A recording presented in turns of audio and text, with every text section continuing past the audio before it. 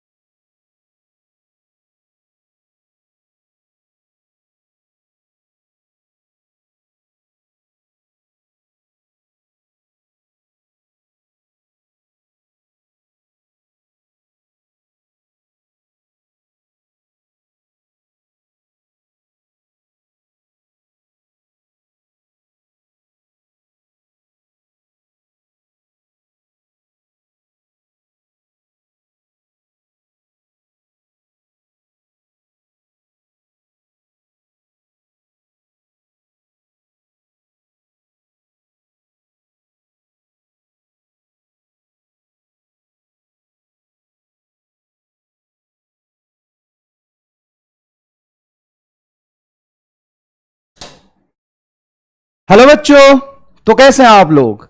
मैं मनीष राज, आपका MR sir, स्वागत करता हूं फिजिक्स वाले के इस प्लेटफॉर्म पे 11th क्लास में। तो अगर मेरी वॉइस एंड वीडियो दोनों ही क्लियर है तो सिर्फ आप वाई वाई टाइप करिए। सिर्फ वाई वाई टाइप कर दिए। वॉइस क्लियर है क्या? वॉइस एंड वीडियो दोनों ही क्लियर है तो सिर्फ आपको टाइप करना है वाई। सिर्फ आपको टाइप करना है Y, please. Hello sir. Hi, hello बच्चों। तो कैसे हैं आप लोग? मैं मनीष राज। सिर्फ आपको वाई टाइप करना है। सिर्फ आपको वाई टाइप करना है। अगर मेरा वीडियो और ऑडियो दोनों ही क्लियर है और आप तक पहुंच रहा है तो सिर्फ आपको वाई टाइप करना है। फटाफट वाई टाइप करके बता दीजिए मुझे।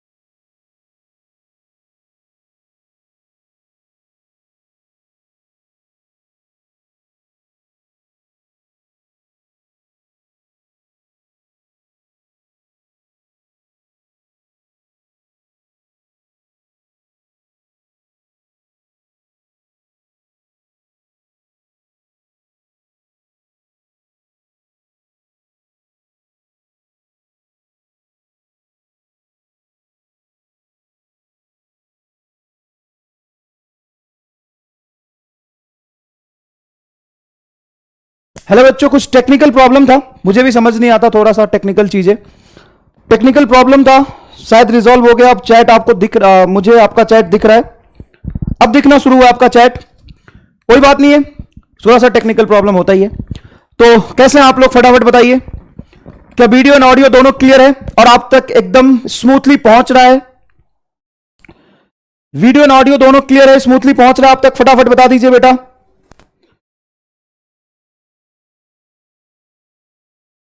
हम पढ़ना स्टार्ट करने वाले हैं।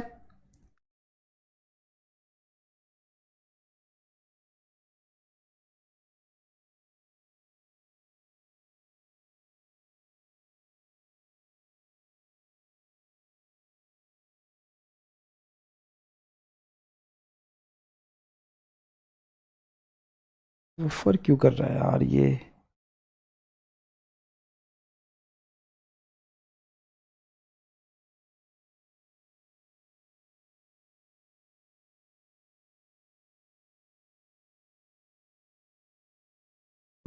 हेल क्या? हेलो। हाँ, हाँ जी। क्या हो गया? प्रॉब्लम आ रहा है यार। हाँ जी सर, क्रैश हो गया। मैं आपको अभी 1 मिनट में कॉल।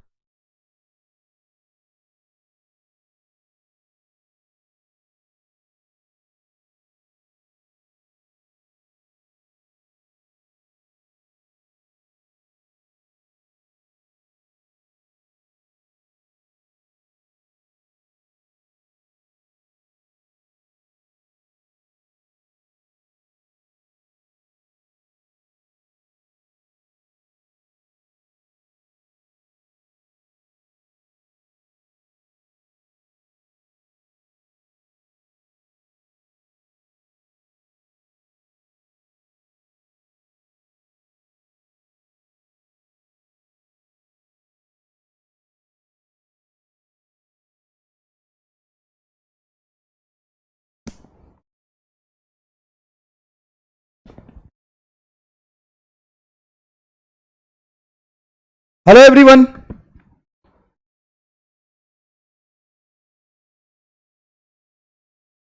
क्या ऑडियो एंड वीडियो क्लियर है?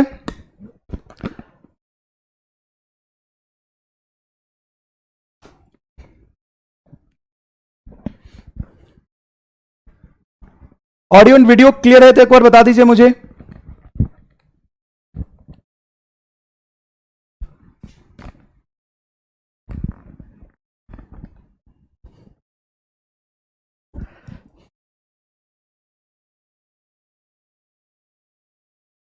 वीडियो क्लियर है?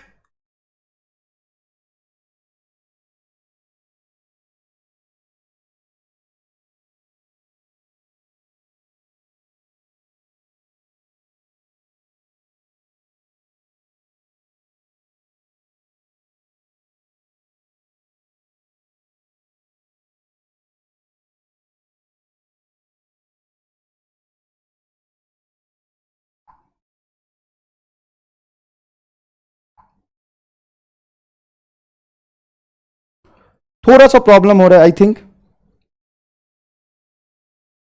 All good sir, yes sir. 551, अच्छा करेंटली चैट ऑन हो गया।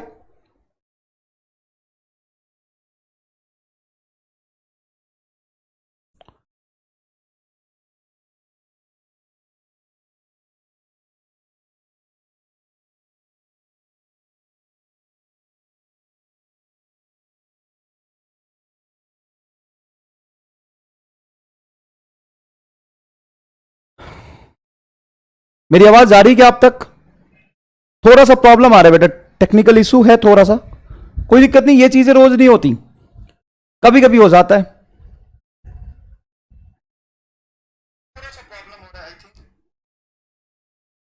फाइनली यस, क्या वी आर कनेक्टेड? आपको इतना नहीं लिखना, वाई वाई लिख दीजिए बस। देखो स्मार्ट वर्क करो, ज्यादा उंगली नहीं चलाओ, ये चलाना ये है ना।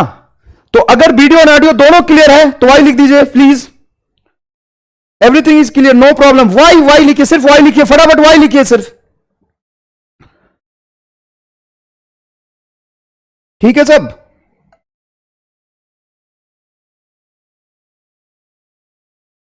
Y yes, yes yes, okay, now we are connected. तो lecture begin the lecture.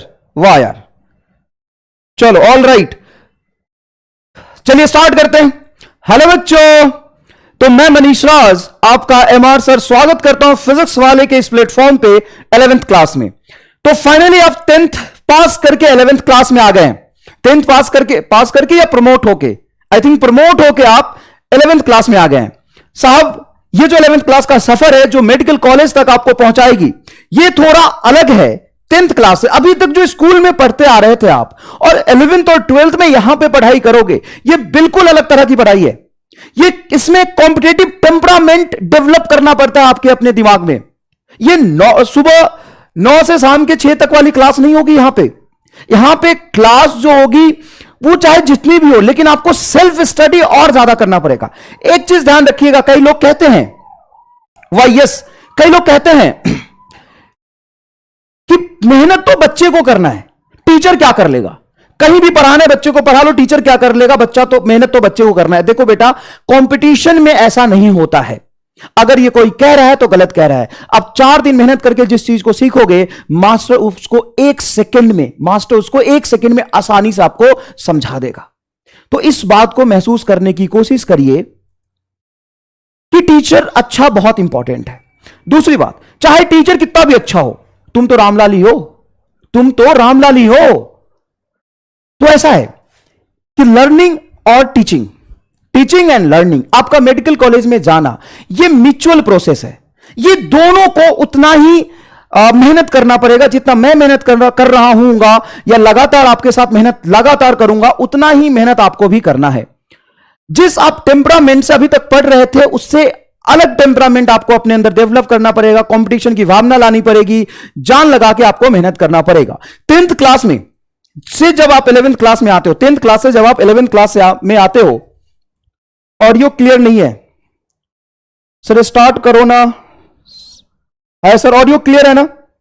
Audio clear है ना? चलिए समझिए प्लीज। चलो देखना बेटा, समझना एक ढंग से बात।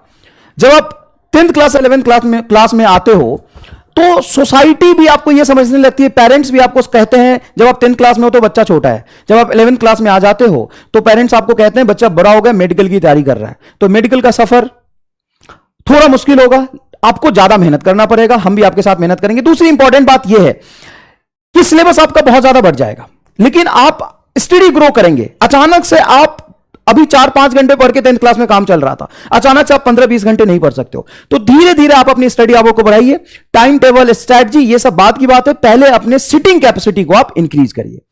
चलिए, तो आप बहुत सारे बच्चे डिस्टेंस मोड में हैं, तो हमें जानते नहीं कि मैं कौन हूं। तो सबसे पहले थोड़ा सा 1 सेकंड के लिए बता देता हूं मैं कौन हूं।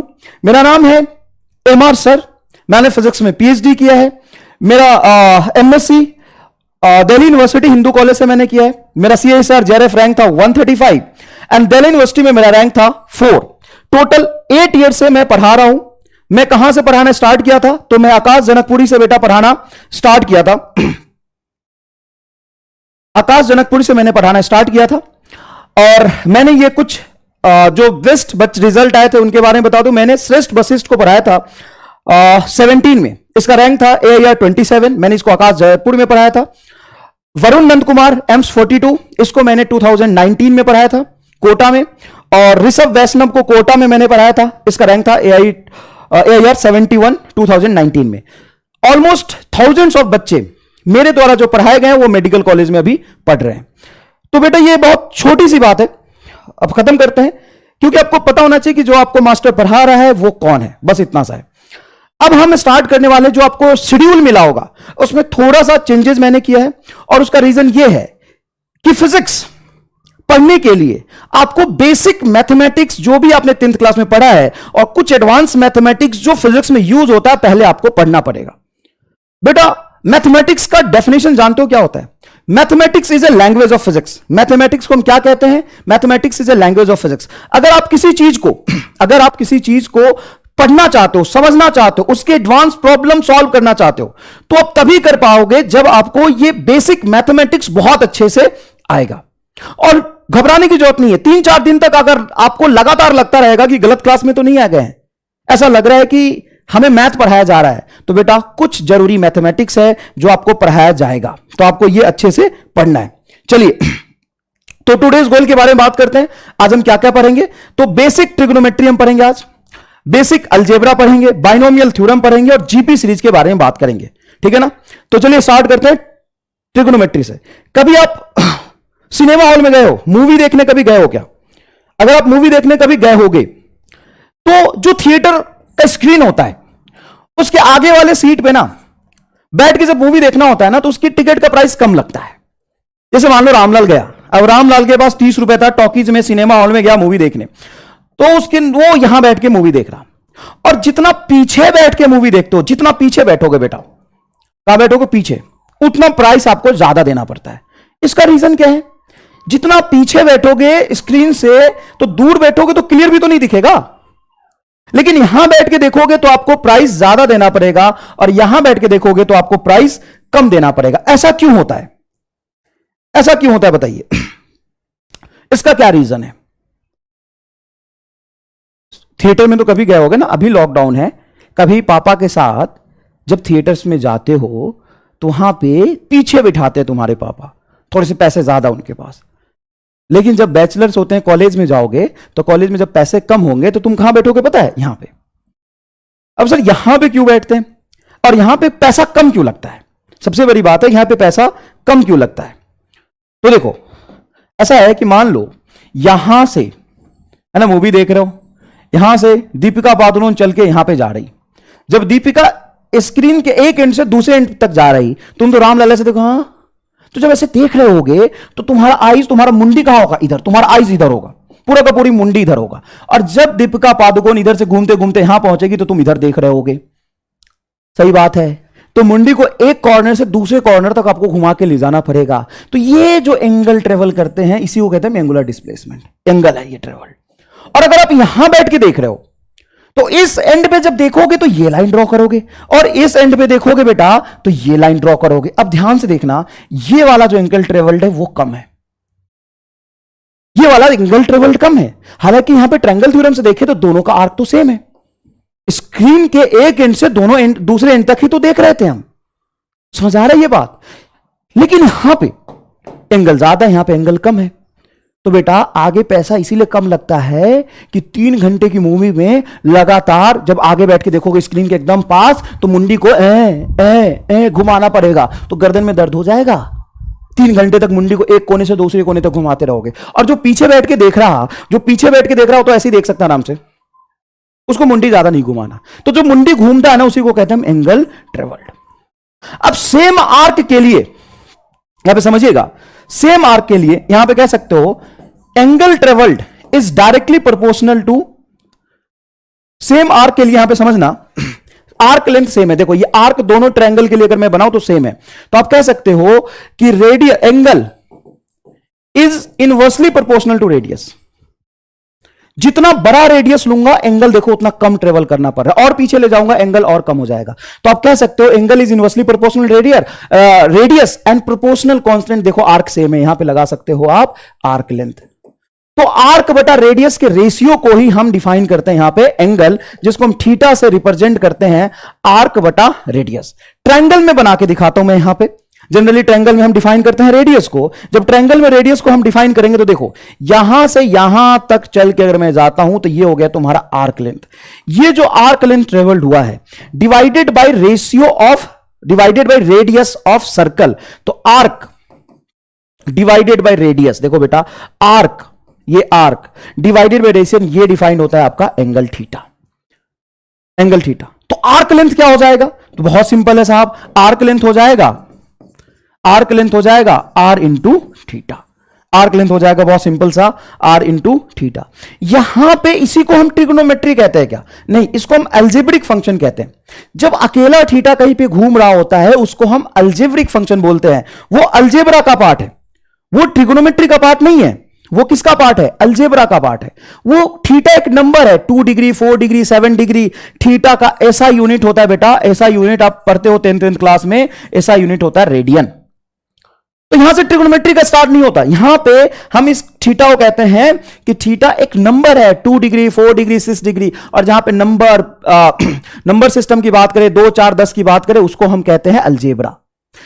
तो थीटा को अलजेब्रिक फंक्शन में हम डिफाइन करते हैं आर्क लेंथ के टर्म्स में, arc is equal to R into theta. बहुत ईजी है। तो सर थीटा से रिलेटेड तो ट्रिग्नोमेट्री भी होता है। अब ध्यान से समझिए ट्रिग्नोमेट्री कैसा होता है। मान लीजिए यहां पे अपन कोई एंगल बनाते हैं, कोई एंगल बनाया मैंने, ये ट्रायंगल बनाया और ट्रायंगल में यहां पे एंगल लिख रहा हूं मैं थीटा। ये हो गया तुम्हारा बेस, ये हो गया हाइपोटेन्यूज, ये हो गया परपेंडिकुलर। क्या मैं यहां पे साइन थीटा को लिख सकता हूं परपेंडिकुलर अपॉन बेस? ये सॉरी, साइन थीटा को लिख सकता हूं परपेंडिकुलर अपॉन हाइपोटेन्यूज, ऐसा डिफाइन कर सकता हूं? नहीं। एंगल जब हम डिफाइन करते हैं और वहां पे एंगल जब हम डिफाइन करते हैं, देखिएगा ध्यान से, थोड़ा सा टेक्निकल प्रॉब्लम बेटा, ध्यान से देखना, कोई दिक्कत नहीं है। जब हम एंगल डिफाइन करते हैं उसके लिए हम साइन और कॉस लिखते हैं, तो सबसे इंपॉर्टेंट बात होती है कि एंगल के सामने जो लेंथ होगा वो 90 डिग्री बनाना चाहिए इस बेस से, तभी वहां पे साइन कॉस और टैन थीटा डिफाइन हो पाता है। तो देखिए यहां पे ये ट्रायंगल मैंने बनाया, इस ट्रायंगल में यहां पे लिखता हूं अगर मैं एंगल थीटा, और ये 90 डिग्री है, तब ये जाके डिफाइन होता है परपेंडिकुलर, तभी इसको हम कहते हैं पी। ये डिफाइन होता है बेस और ये डिफाइन होता है हाइपोटेन्यूज। हाइपोटेन्यूज का जो फॉर्मूला है परपेंडिकुलर बेस के टर्म्स में, वो हम क्या लिखते हैं, तो हाइपोटेन्यूज इज इक्वल टू लिखते हैं हम, हाइपोटेन्यूज इज इक्वल टू लिखते हैं परपेंडिकुलर का होल स्क्वायर प्लस बेस का होल स्क्वायर, इसका रूट, या रूट को इधर लगाएंगे तो होल स्क्वायर हो जाएगा, जिसको हम पाइथागोरस थ्योरम के नाम से भी जानते हैं। इसको हम किसके नाम से जानते हैं बेटा, पाइथागोरस थ्योरम के हम नाम से जानते हैं। समझ में आया कि नहीं है? तो देखो अब यहां पे तीन चीजें हैं, परपेंडिकुलर, बेस और हाइपोटेन्यूज। इनका जब हम रेशियो डिफाइन करूंगा तो कितने तरह के रेशियो या कॉम्बिनेशन में दो के पेयर में डिफाइन कर सकता हूं, तो दो के पेयर में जब हम रेशियो डिफाइन करेंगे तो ये रेशियो डिफाइन होगी तीन कैसे, तो मैं लिख सकता हूं परपेंडिकुलर अपॉन हाइपोटेन्यूज लिख दूं, P बाई H लिख दूं। तो परपेंडिकुलर है क्या, एक लेंथ, और बेस है क्या, एक लेंथ, तो लेंथ बटा लेंथ, तो यूनिट और डायमेंशनलेस हो जाएगा। जब आप सेम फिजिकल क्वांटिटी का रेशियो देखो, जैसे मैं ऊपर लिख रहा हूं लेंथ और नीचे डिवाइड कर रहा हूं लेंथ से, तो जो कुछ भी आएगा वो तो एक नंबर होगा, वो तो डायमेंशनलेस होगा। हां, तो इसी रेशियो को हम कहते हैं साइन थीटा। साइन थीटा को हम कहते हैं trigonometric function, that is a pure ratio of length. Sign theta is nothing but ratio of length, ये लेंथ का रेशियो है। अच्छा, तो यहां से कॉस थीटा क्या होगा, कॉस थीटा डिफाइन हो जाता है बेटा base upon hypotenuse, base upon hypotenuse. और हम परपेंडिकुलर अपॉन बेस का जब रेशियो देखते हैं तो उसको कहते हैं हम टैन थीटा। टैन थीटा क्या हो जाता है, ये हो जाता है आपका परपेंडिकुलर अपॉन बेस। देखो बेटा, फिजिक्स पढ़ने से पहले इस छोटे छोटे बेसिक मैथमेटिक्स पे आपको कमांड करना पड़ेगा, क्योंकि आप फिजिक्स नीट के पेपर में जब आप देखेंगे ना तो 40 to 50% क्वेश्चन जो आते हैं वो डायरेक्ट इस छोटे छोटे मैथमेटिक्स पे बेस्ड होता है। और अगर आप मैथमेटिक्स नहीं पढ़ोगे, डायरेक्ट फिजिक्स पढ़ के चले जाओगे, तो आप सवाल ही नहीं सॉल्व कर पाओगे, कैलकुलेशन में ही फंस जाओगे। तो फिजिक्स सिर्फ कंसेप्ट का गेम नहीं है, कंसेप्ट के साथ साथ बेसिक मैथमेटिक्स अप्लाई करके सॉल्व करना आना चाहिए। एक बात बताओ, नीट में कितने थ्योरेटिकल और न्यूमेरिकल सवाल आते हैं, तो 40 में 45 में से 44 न्यूमेरिकल आते हैं, 44 न्यूमेरिकल आते हैं साहब। 1% ही क्वेश्चन आपका होता है थ्योरेटिकल, 1%। एक या दो मुश्किल से थ्योरेटिकल सवाल आएंगे, 43 न्यूमेरिकल आएंगे। तो न्यूमेरिकल कैसे होंगे सॉल्व, फॉर्मूला रट के नहीं भाई, फॉर्मूले में पुट करके उसको मैथमेटिकली सिंप्लीफाई करना आना चाहिए। चलिए यहां पे फटाफट देखिएगा प्लीज। तो बताओ साइन थीटा का डेफिनेशन क्या हो जाता है, perpendicular upon hypotenuse. Cos theta क्या हो जाता है, बेस अपॉन हाइपोटेन्यूज। और टैन थीटा क्या हो जाता है बताओ, परपेंडिकुलर अपॉन बेस। अब मेरी बात सुनो, अगर आपको याद नहीं रहता है तो इसको याद रखने का एक आसान तरीका बताता हूं मैं। क्या बताऊंगा आसान तरीका याद रखने का, ऐसे याद रख सकते हो इसको, शॉर्ट ट्रिक है छोटा सा, ऐसे लिख सकते हो, P for Pandit, B for Badri, P for Prasad. Pandit, Badri, Prasad, हर हर बोले, तो आप ऐसे याद रख सकते हो, ठीक है ना, कोई खास बात नहीं। अगर आपको याद नहीं हो रहा, अचानक से याद नहीं रहा कि P बाई बी होगा कि B बाई P होगा, तो ऐसे याद रख सकते हो। अब मेरी बात सुनो, तीन फिजिकल क्वांटिटी का ये तीन रेशियो हो सकता है। अब इनका ऑपोजिट रेशियो अगर मैं डिफाइन करूं उल्टा, तो उल्टा रेशियो हो जाएगा cosec theta, hypotenuse upon perpendicular. ये एक नाम है बस, साइन थीटा जस्ट एक नेम है। Sine theta, cos theta, tan theta is a unit and dimensionless, unitless होता है और डायमेंशनलेस भी होता है, जो कि नेक्स्ट चैप्टर में मैं आपको पढ़ाऊंगा कि डायमेंशन हम कैसे डिफाइन करते हैं, वो आगे की बात है। वो किसकी बात है, वो आगे की बात है, अभी आपको समझ नहीं आएगा, कोई दिक्कत नहीं है कोई दिक्कत नहीं, अभी आपको समझ नहीं आएगा। लेकिन ये यूनिट एंड डायमेंशनलेस होता है, ये यूनिट एंड डायमेंशनलेस होता है बेटा। नेक्स्ट देखिएगा, कॉसेक थीटा, साइन थीटा के अपोजिट रेशियो को, इनवर्स रेशियो को हम कहते हैं कॉसेक थीटा। इसके इनवर्स रेशियो को हम क्या कहते हैं, कॉसेक थीटा। देखो इधर, इसके इनवर्स रेशियो को हम कहते हैं सेक थीटा, ये होता है हाइपोटेन्यूज अपॉन बेस। और इसके इनवर्स रेशियो को कहते हैं हम कॉट थीटा, जिसको हम कहते हैं base upon perpendicular, base upon perpendicular. Clear है ये बात, कोई खास बात नहीं। अब जब भी हम कोई फिजिकल क्वांटिटी पढ़ते हैं, जैसे हमने पढ़ा एंगल और साइन थीटा, कॉस थीटा, कहीं अकेला थीटा घूम रहा होगा, कहीं अकेला थीटा अकेले घूम रहा होगा तो हम उसको कहते हैं कि वो अल्जेब्रिक फंक्शन है, वो एक प्योर नंबर को रिप्रेजेंट कर रहा है। और वही थीटा साइन के अंदर घुस जाएगा तो ट्रिगोनोमेट्रिक फंक्शन हो जाएगा। अब उसका यूनिट हम डिफाइन करते हैं, किसका? एंगल का। एंगल का हम तीन तरह से यूनिट डिफाइन करते हैं। पहला यूनिट जो है वो होता है इसका रेडियन, जिसको हम एसआई यूनिट कहते हैं। एसआई यूनिट कहते हैं। जैसे मान लो कहीं फंक्शन लिखा हुआ है y is equal to theta, अकेला थीटा लिखा हुआ है, या थीटा स्क्वायर लिखा हुआ है, ऐसे भी फंक्शन आपको देखने को मिल सकते हैं। तो जब थीटा लिखा हो ना सिर्फ, तो आप उसमें unit of theta, unit of angle theta must be in radian, उसको आप रेडियन में ही पुट करेंगे। आप थीटा को डिग्री में नहीं लिख सकते। मान लो मैं बोलूं थीटा 30 डिग्री है, एंगल 30 डिग्री है, तो y की वैल्यू बताओ जो y is equal to theta को रिप्रेजेंट करे, तो आप 30 डिग्री नहीं बोल सकते। अकेला थीटा को डिग्री में आप मेजर ही नहीं कर सकते जब तक वो साइन के, कॉस के, टैन के साथ ना आ जाए। यहां पे हम डिफाइन करते हैं एंगल डिग्री। डिग्री किसके लिए डिफाइन करते हैं? For trigonometric function, for trigonometric function. Trigonometric function के अंदर जैसे साइन थीटा है, कॉस थीटा है, कोटैन थीटा है, तो यहां पे एंगल में बी इन, यहां पे समझिएगा, एंगल में बी इन रेडियन और डिग्री। बहुत मेजर डिफरेंस है। बच्चा यहां पे आके गलती कर देता है, इसलिए इसको समझना बहुत जरूरी है। इसको समझिए, if y is equal to theta, then unit of theta must be in radian. But if y is equal to sin, cos और tan theta है, then unit of theta may be in radian, may be in degree.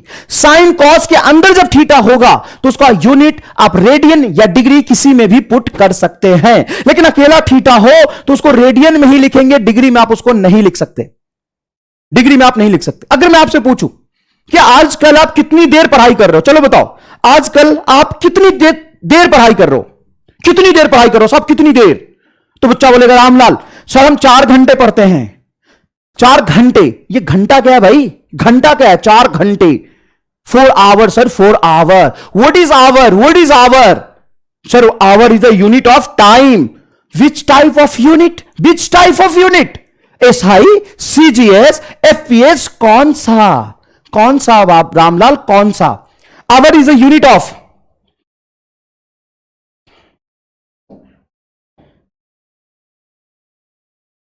what is radian? ठीक है बेटा, I will explain what is radian. First of all, you explain what is hour. What is hour? What is hour? Can you explain what is hour? Hour is a unit of time, but which type of unit? SI, CGS, FPS, which type of unit?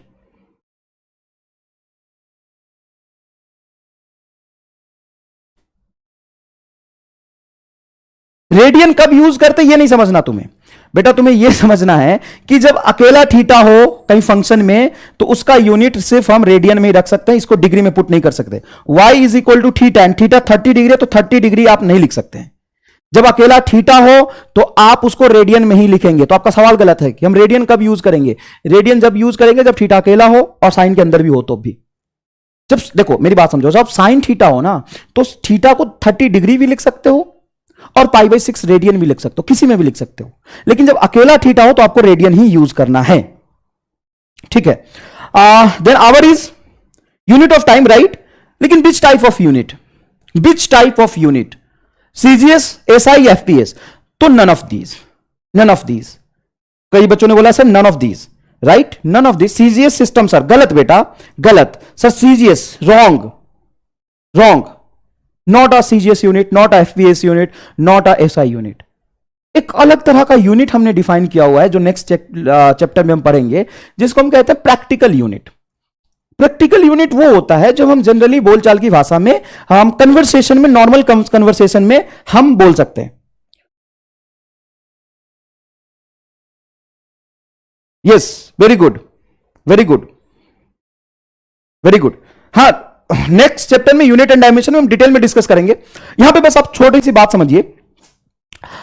तो अगर मैं आपसे कहूं कि आप कितने देर पढ़ाई कर रहे हो सेकंड में बताओ, तो आपके लिए बताना मुश्किल होगा।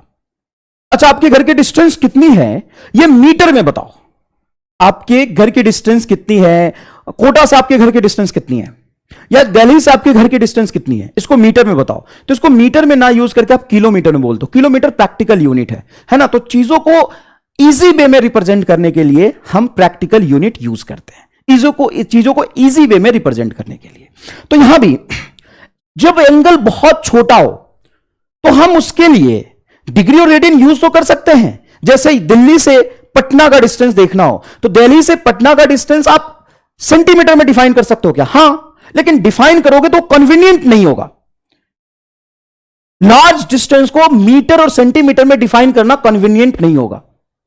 तो हम थीटा को जब बहुत स्मॉल एंगल हो, for a small angle theta is measured in minute and second, जहां पे हम लिखते हैं 1 degree is equal to 60 minute, dash is represented by minute. अब यहां पे 1 मिनट को क्या डिफाइन कर सकते हैं बेटा? 1 मिनट को लिख सकते हैं 1 degree by 60 second, 1 degree by 60। 1 minute को क्या लिख सकते हैं? 1 मिनट को क्या लिख सकते हैं? 1 डिग्री बाई 60। 1 डिग्री का 60th पार्ट, 1 डिग्री का 60th part define as a 1 minute. And ये 2 यूनिट है तो इसके बीच में रिलेशन भी होना चाहिए। तो एक सर्कल में जब पूरा घूम के जाते हो तो कितना डिग्री चलते हो? 360 डिग्री। और रेडियन में जब आप कन्वर्ट करते हो तो 2 पाई रेडियन होता है। तो यहां पे हम डिफाइन कर सकते हैं बेटा 360 degree is equal to 2 pi radian. If I divided by 2, दोनों तरफ 2 से डिवाइड कर दूं तो ये हो जाएगा बेटा 180 degree is equal to pi radian. 180 degree is equal to pi radian. यहां से हम डिफाइन कर सकते हैं 1 रेडियन इज इक्वल टू, अगर मैं 1 रेडियन की बात करूं तो पाई को नीचे ले जाएंगे, ये होगा आपका 1 डिग्री बाई पाई।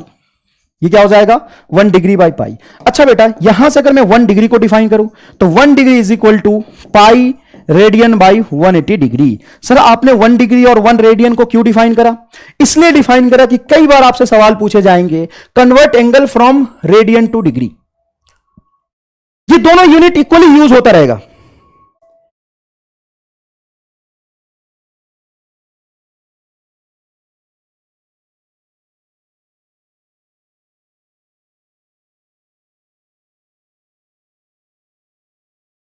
बस रिपीट दिस रिलेशन, ये रिलेशन रिपीट करना। देख बेटा सुन मेरी बात, देखो ये हम वो चीजें पढ़ रहे हैं जो आप 10th क्लास में मैथमेटिक्स में पढ़े हो।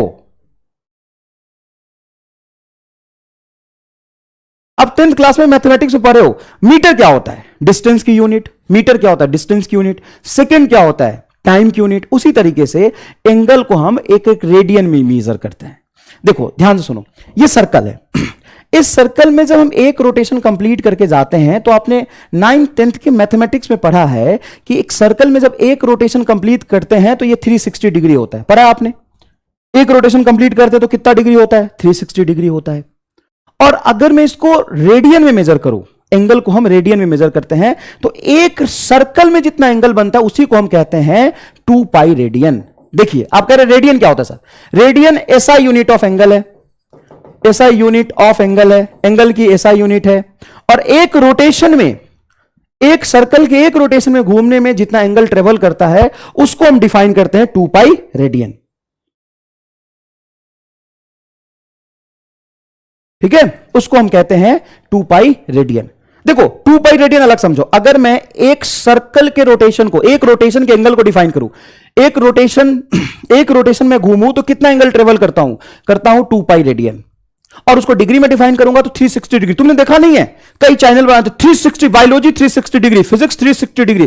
360 डिग्री का मतलब होता है, मेरी बात सुन, 360 डिग्री का मतलब है कि मैं यहां देख रहा हूं और घूम घूम के मैं यहां देखने लगूं तो मैं कितने एंगल से घूम गया? 360 डिग्री से घूम गया। मैं पहले तुम्हारी तरफ देख रहा था, 180 डिग्री से घूमो, ऐसे आधा रोटेशन 180 डिग्री, पूरा रोटेशन 360 डिग्री। तो इस पूरे रोटेशन को हम 360 डिग्री कहते हैं। इस पूरे रोटेशन को क्या कहते हैं हम? अरे रामलाल सुन, मेरे रामलाल सुन, यहां खड़ा हो जा और एक बार घूम जा, ऐसे ले और एक बार घूम जा। बता तू कितना घूमा? सर एक रोटेशन में जितना एंगल होता है उसी को 2 पाई रेडियन कहते हैं रेडियन में, और उसी को हम 360 डिग्री कहते हैं।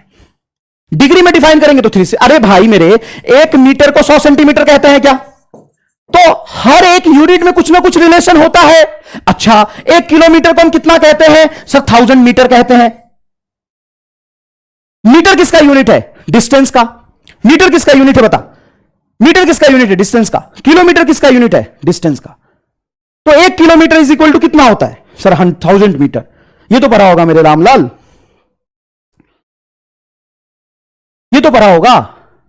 अब मेरी बात सुन, यहां पे देख, डिग्री में 360 डिग्री एक रोटेशन के एंगल को कहते हैं, एक रोटेशन के एंगल को कहते हैं 360 डिग्री, और एक रोटेशन के एंगल को कहते हैं हम 2 पाई रेडियन। बहुत इजी है।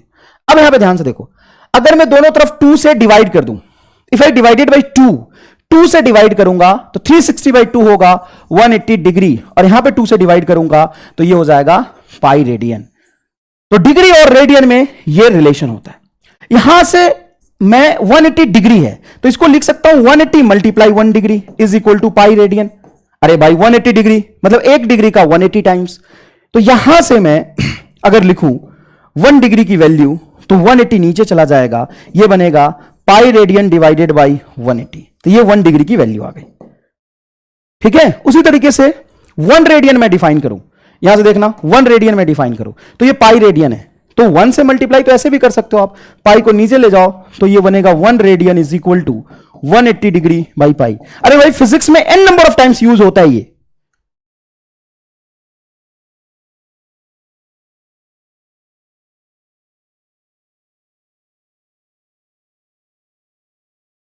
ठीक है बेटा, फिजिक्स में n number of times use होता है ये। चलो अब एक्सरसाइज करना, हमें डिग्री को रेडियन में कन्वर्ट करना है। क्लियर हो गया? क्रिस्टल क्लियर हो गया? Done done. हां, क्लॉक से भी आप रिलेट कर सकते हैं, क्लॉक से भी आप रिलेट कर सकते हैं। चलिए देखिए, अरे क्लॉक, यहां से क्लॉक चलना घूमना शुरू करता है तो एक बार पूरा घूम जाता है तो 360 डिग्री एंगल चलता है वो। समझ में आ गया? चलिए देखिए, रेडियन टू डिग्री कन्वर्ट करना है हमें। क्लियर है सर? क्लियर है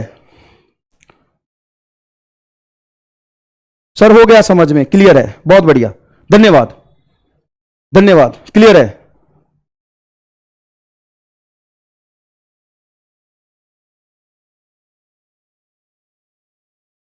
आ गया समझ? क्लियर है? Done, good. चलो देखो इधर, यहां पे देखिए प्लीज, जैसे मुझे कन्वर्ट करना है रेडियन टू डिग्री, रेडियन को डिग्री में कन्वर्ट करना है तो देखो बेटा, यहां पे π/2 रेडियन, यहां पे एंगल गिवन है, ये क्या गिवन है? एंगल। इस एंगल की वैल्यू को π/2 रेडियन गिवन है, इसको मुझे डिग्री में कन्वर्ट करना है।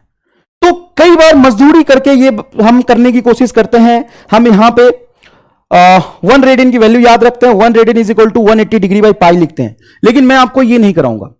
मैं आपको एक जोरदार तरीका बताता हूं, और ये जोरदार तरीका बहुत ईजी है समझना। एक बात बताओ, अभी अभी तुमने पढ़ा है पाई रेडियन आधा रोटेशन, 2 पाई रेडियन पूरा रोटेशन, आधे रोटेशन के एंगल को कहते हैं हम पाई रेडियन, हाफ रोटेशन के एंगल को कहते हैं, हाफ रोटेशन के एंगल को कहते हैं हम pi radian. Pi radian is equal to होता है 180 डिग्री, पाई रेडियन होता है 180 डिग्री। तो यहां पे देखो बेटा, यहां पे जैसे ही देख रहे हो π/2 रेडियन है, तो पाई रेडियन को क्या कह सकते हो? 180 डिग्री।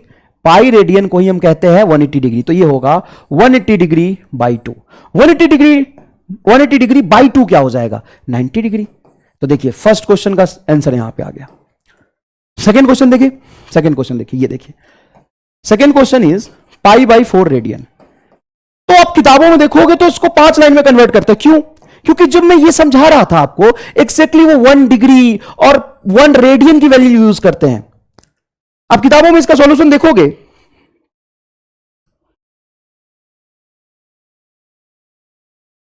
तो थोड़ा सा लेंथी बताते हैं। अब देखिए बेटा, यहां पे जवाब बताइए क्या होगा? π/4 रेडियन है, तो मैं 1 रेडियन की वैल्यू कैलकुलेट करने के लिए नहीं बोलूंगा, मैं आपको 1 रेडियन की वैल्यू आपको पुट नहीं करनी। आपको पता है क्या पुट करनी है? देखो एक लाइन में आंसर आएगा। देखो आपको क्या पुट करनी है, देखो आपको पुट करना है पाई रेडियन की वैल्यू। देखो इस पाई रेडियन की वैल्यू पुट करना है, और आप पाई रेडियन जानते हो 180 डिग्री है, तो डायरेक्टली पाई रेडियन को रख दो 180 डिग्री बाई 4।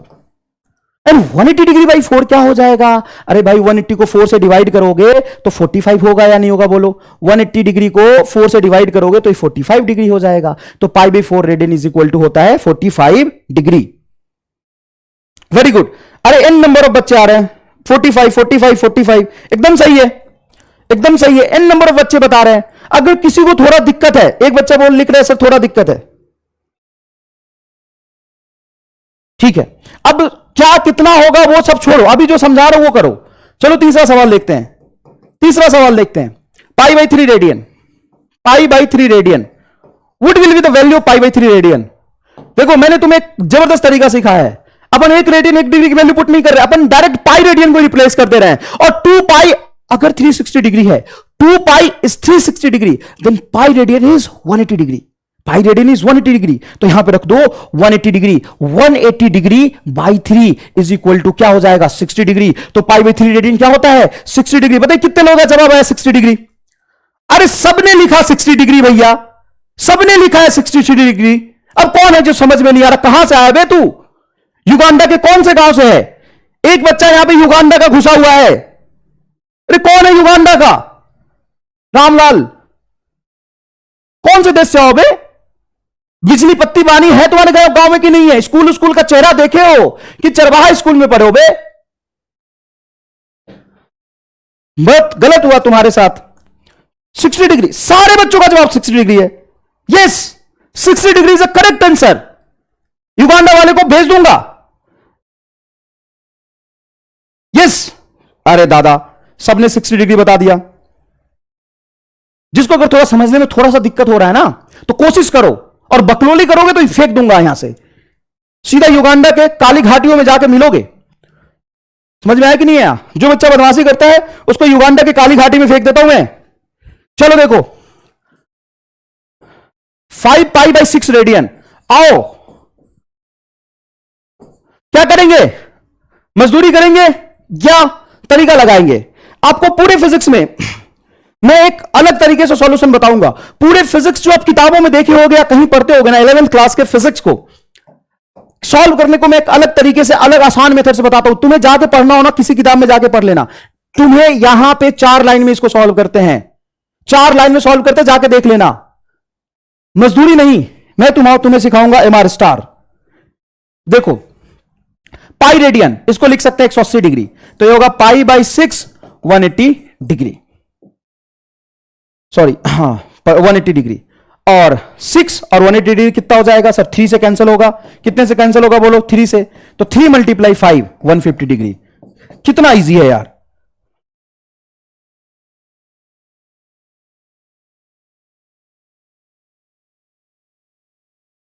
यस,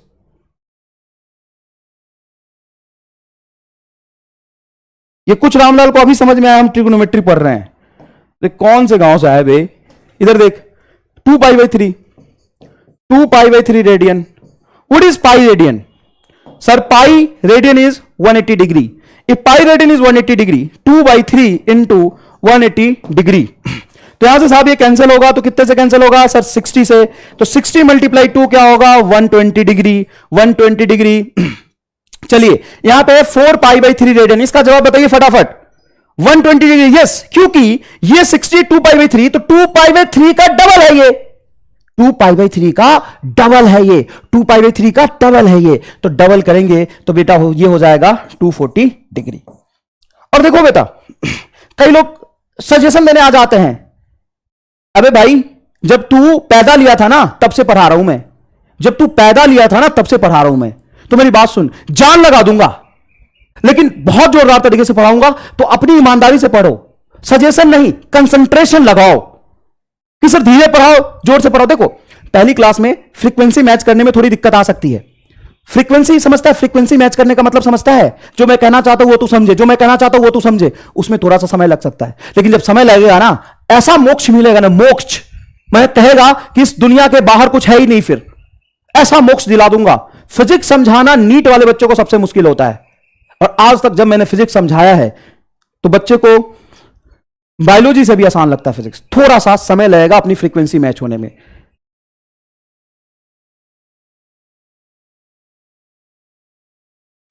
समझ में आया कि नहीं है? सारे जवाब सही आ रहे हैं, सारे जवाब सही आ रहे हैं।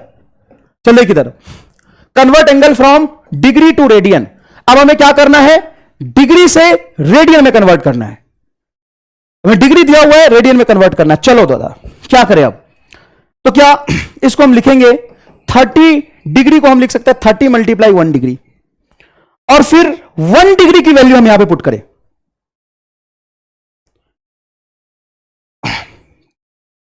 Great, agreed.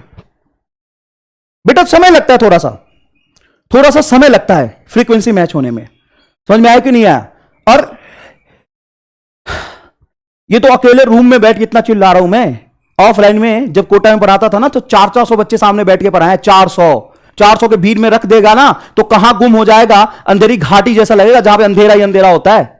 तो वहां पे रख दूंगा ना तो पता ही नहीं चलेगा तू कहां जाएगा। उस 400 के बच्चे को पढ़ाने के लिए ना कूद कूद के 1 घंटे पढ़ाने के बाद ना जान निकल जाती है।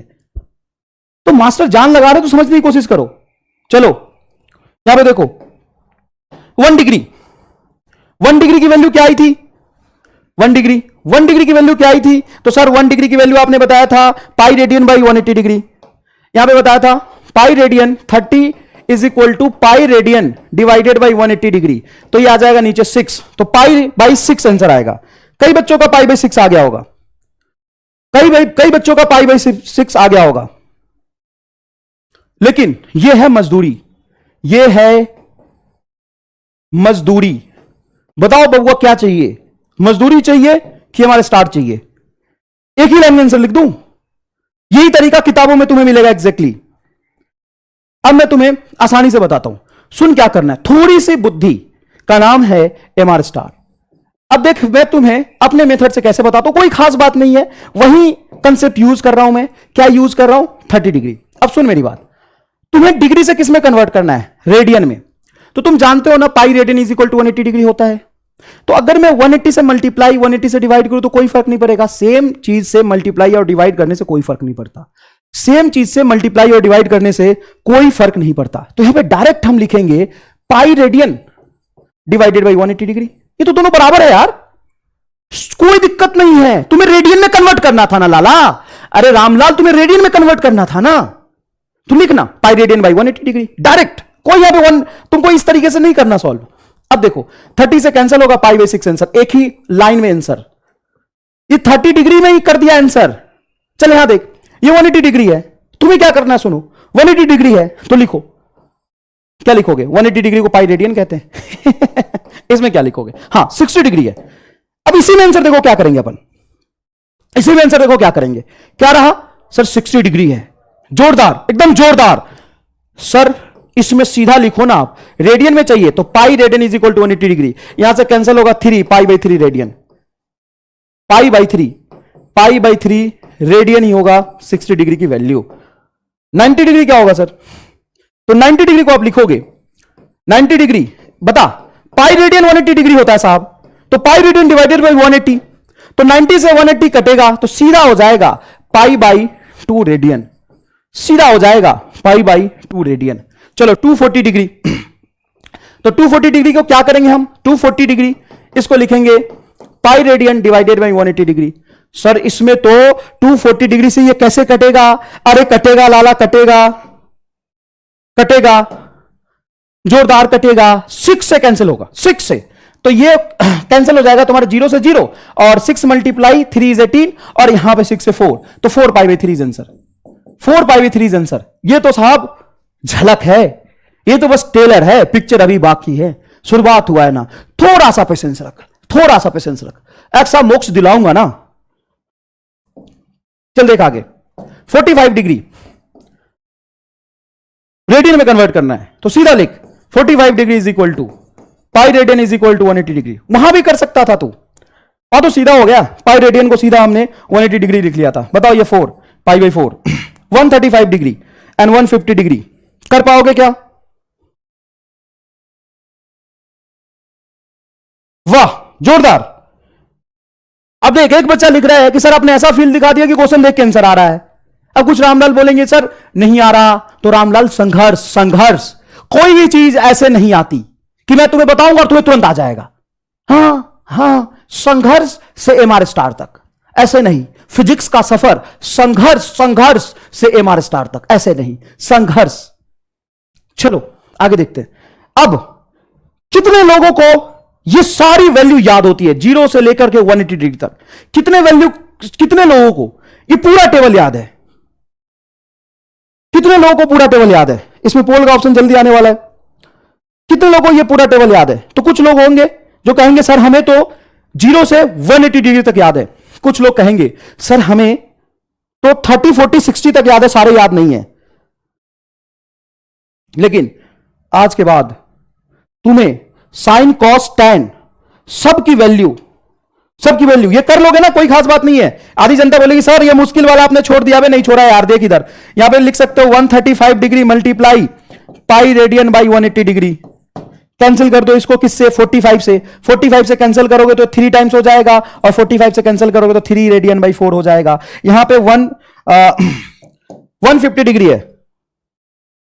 हमको 90 तक, 90 तक, 90 तक, 90 तक, अरे जोरदार 90 तक, 90 तक, 90 तक, 90 तक। अब सुन मेरे लाल, अब सुन मेरे रामलाल, आज के बाद तुम्हें 180 तक भूलना मुश्किल होगा, याद करना तो छोड़। 90 तक ना, ठीक है, 90 तक ना, ठीक है। अब सुन, 90 तक याद है। फिजिक्स में 99% सवाल, मेरी बात सुनना, फिजिक्स में 99% सवाल 0 से 180 डिग्री तक वैल्यू अगर तुम्हें याद है तो काम हो जाएगा।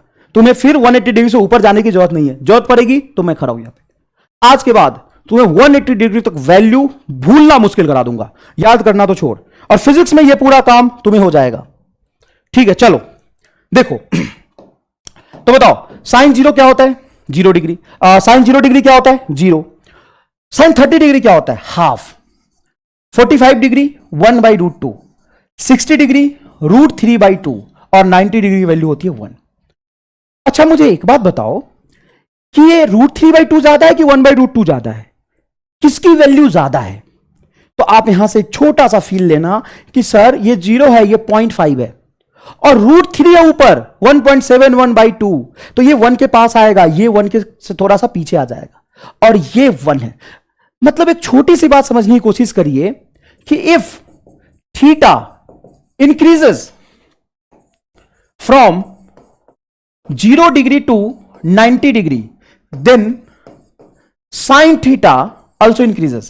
I'm not saying कि लीनियर होगा, लेकिन जैसे जैसे आप थीटा को बढ़ाएंगे, साइन थीटा की वैल्यू ग्रेजुअली इंक्रीज होकर मैक्सिमम तक पहुंचेगी।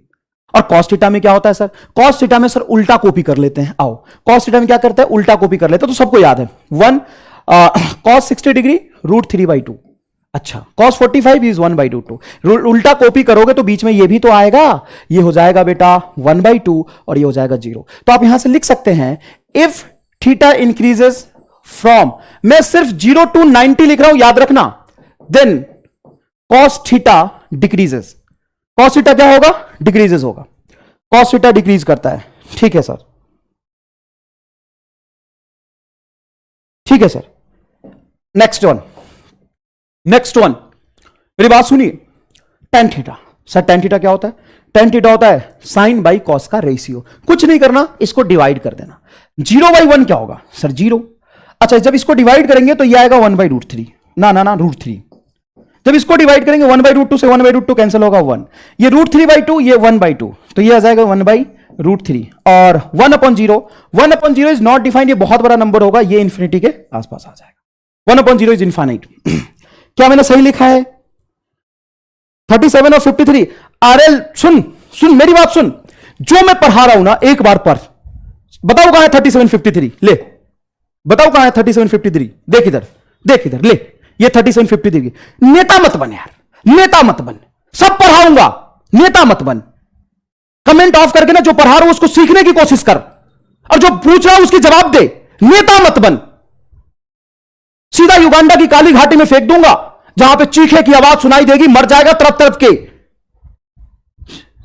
सजेशन मत दे। कहां है 37 53? जो समझा रहा उस पर ध्यान नहीं, और नेता बनने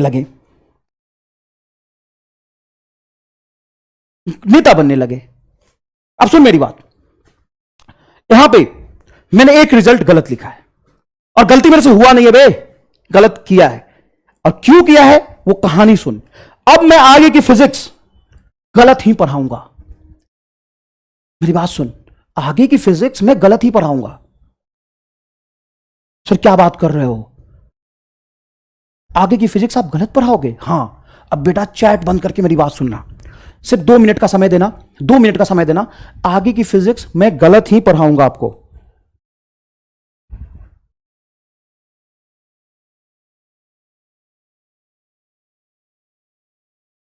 ठीक है? क्यों सर, गलत क्यों पढ़ाओगे? आगे की फिजिक्स बहुत बार गलती करोगे क्या? हाँ, इसका रीजन यह है कि सही फिजिक्स, तुम थोड़े बच्चे हो अभी, है ना, तुम्हारे से 10-10 साल उम्र में बड़े बच्चों को पढ़ाया मैंने 11-12 का ही फिजिक्स। हाँ, ड्रॉप करते करते ना 25-25, 24-24 साल के बच्चे ड्रॉप करते हैं। तो मेरी बात सुनना, अगर आप किसी सही चीज को पढ़ते रहोगे हमेशा, तो उसकी उतनी फील नहीं आएगी अगर आप गलत पढ़ के उसको सही करोगे तो। जैसे मैं यहां पे खड़ा हो जाऊं, मैं बोलूं कि बताओ मैं तुम्हें गोरा दिख रहा हूं या काला? मैं तुम्हें गोरा दिख रहा हूं या काला? ठीक है, तो तुम क्या बोलोगे? क्या बोलोगे? मैं गोरा दिख रहा हूं या काला दिख रहा हूं? तो एक अंग्रेज को लाके यहां पे खड़ा कर दूं, इंग्लैंड के आदमी को, कहोगे सर इससे तो आप काले हो। और युगांडा का खड़ा कर दूं, युगांडा का, तो बोले सर इससे आप गोरे हो। तो हर एक चीज कंपेरेटिवली होती है। जब तुमने टाइड का एड भी देखा होगा ना, तो टाइड का एड सीधा कपड़ा धो के नहीं दिखाते, उसमें क्या दिखाते हैं? काला कपड़े के कंपेयर में ब्राइटनेस चमकता है।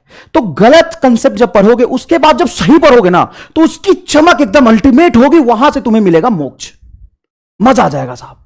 तो पहले गलत पढ़ के हम ये समझने की कोशिश करेंगे हमसे गलती कहां हुई और ये गलत क्यों हुआ, और उसको हम समझ के याद रखने की कोशिश करेंगे। समझ में आया कि नहीं आया?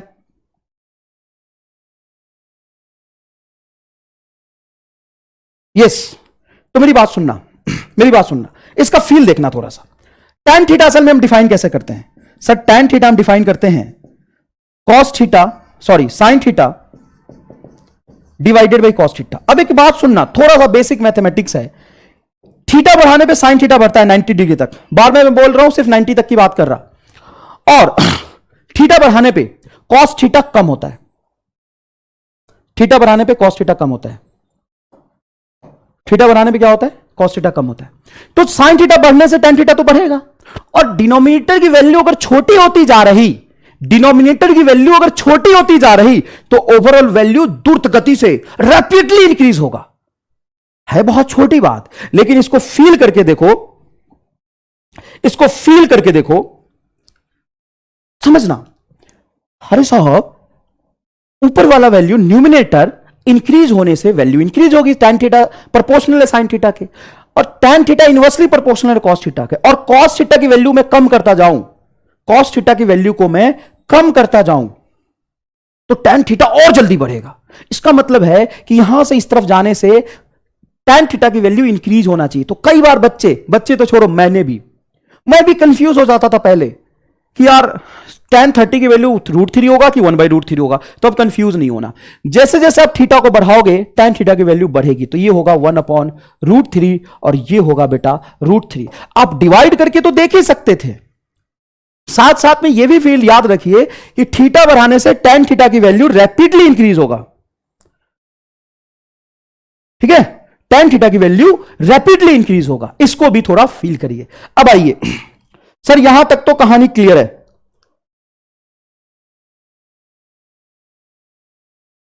यहां तक की तो कहानी क्लियर है सर। अब आगे इसको कैसे याद कराओगे? क्या तुमने 10th क्लास में प्लेन मिरर पढ़ा है?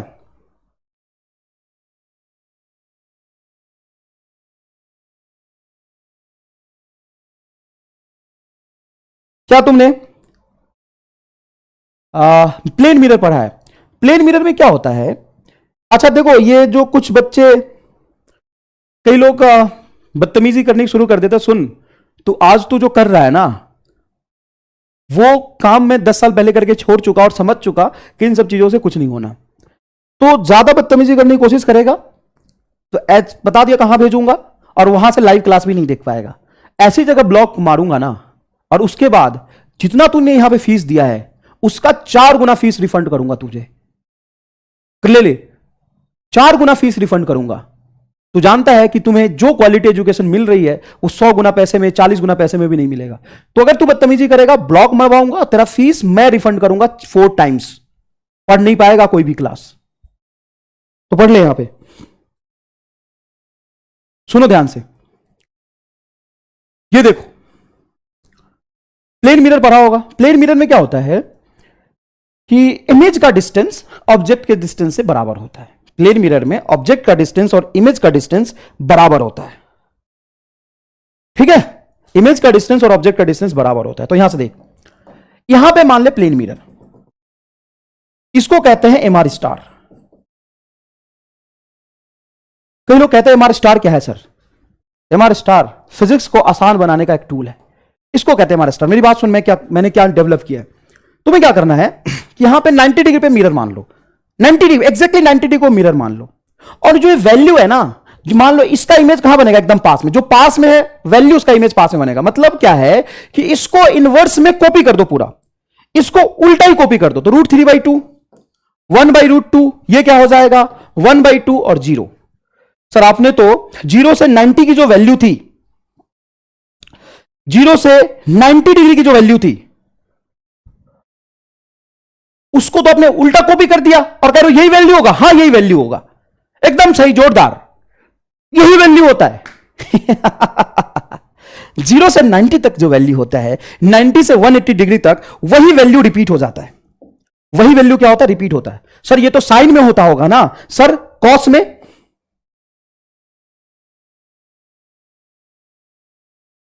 नहीं नहीं नहीं बेटा, गलत समझ गए। अरे पहले दिन में नहीं समझ पाओगे ना मुझे, सब गुस्सा बहुत होते हैं, जस्ट काम। ना ना ना ना ना, गुस्सा नहीं हूं मैं।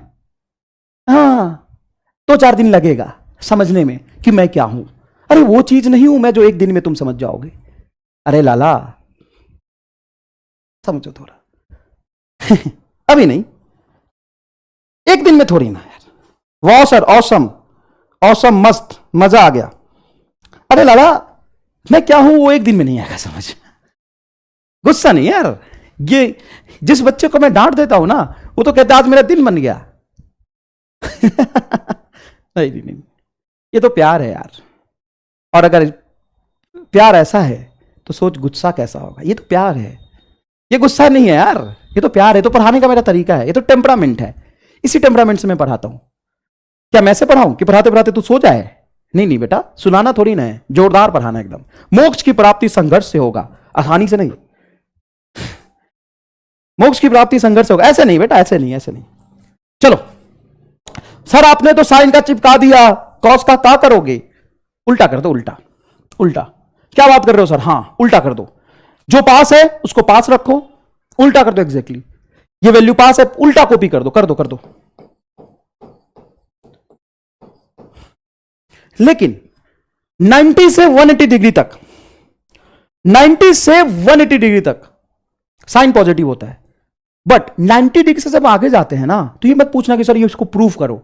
देखो बेटा तुम मैथमेटिक्स पढ़ रहे हो और वही मैथमेटिक्स पढ़ रहे हो जो फिजिक्स में काम आना है तुम्हें। तो कुछ चीजें थोड़ा बहुत याद रखना होगा। ये मैथमेटिक्स में हमें प्रूफ करना होता है, लेकिन यहां नहीं, आप बस थोड़ा सा याद रख लो बेटा। अच्छा इन सब की वैल्यू याद ही तो रखी थी। अच्छा बताओ साइन 45 1/√2 क्यों होता है? मतलब साइन 45 1/√2 क्यों होता है? याद ही तो किया था और n नंबर टाइम्स यूज किया था। तो यहां पे समझना कि cos थीटा जो होता है ना, इसमें एक स्पेशल प्रॉपर्टी होती है कि 0 से 90 तक तो पॉजिटिव होता है, लेकिन 90 के बाद सारे वैल्यू निगेटिव होता है। ऐसा नहीं एक दो नहीं, सारे। तो बस यहां पे एक एक्स्ट्रा निगेटिव साइन यहां पे ऐड कर दो, कोई बात नहीं। अच्छा एक बात बताओ, पॉजिटिव बटा निगेटिव क्या होगा? निगेटिव। पॉजिटिव बटा निगेटिव भी तो निगेटिव होगा।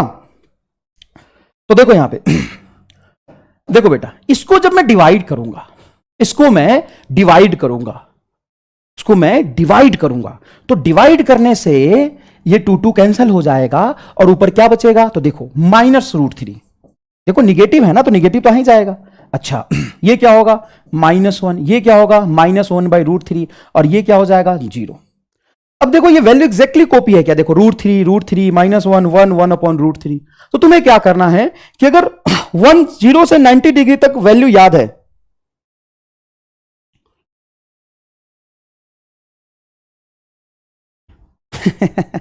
बहुत मजे ले रहे हो तुम। सेकंड क्वाड्रेंट, जी बिल्कुल, 90 डिग्री से 180 डिग्री को हम सेकंड क्वाड्रेंट बोल देते हैं।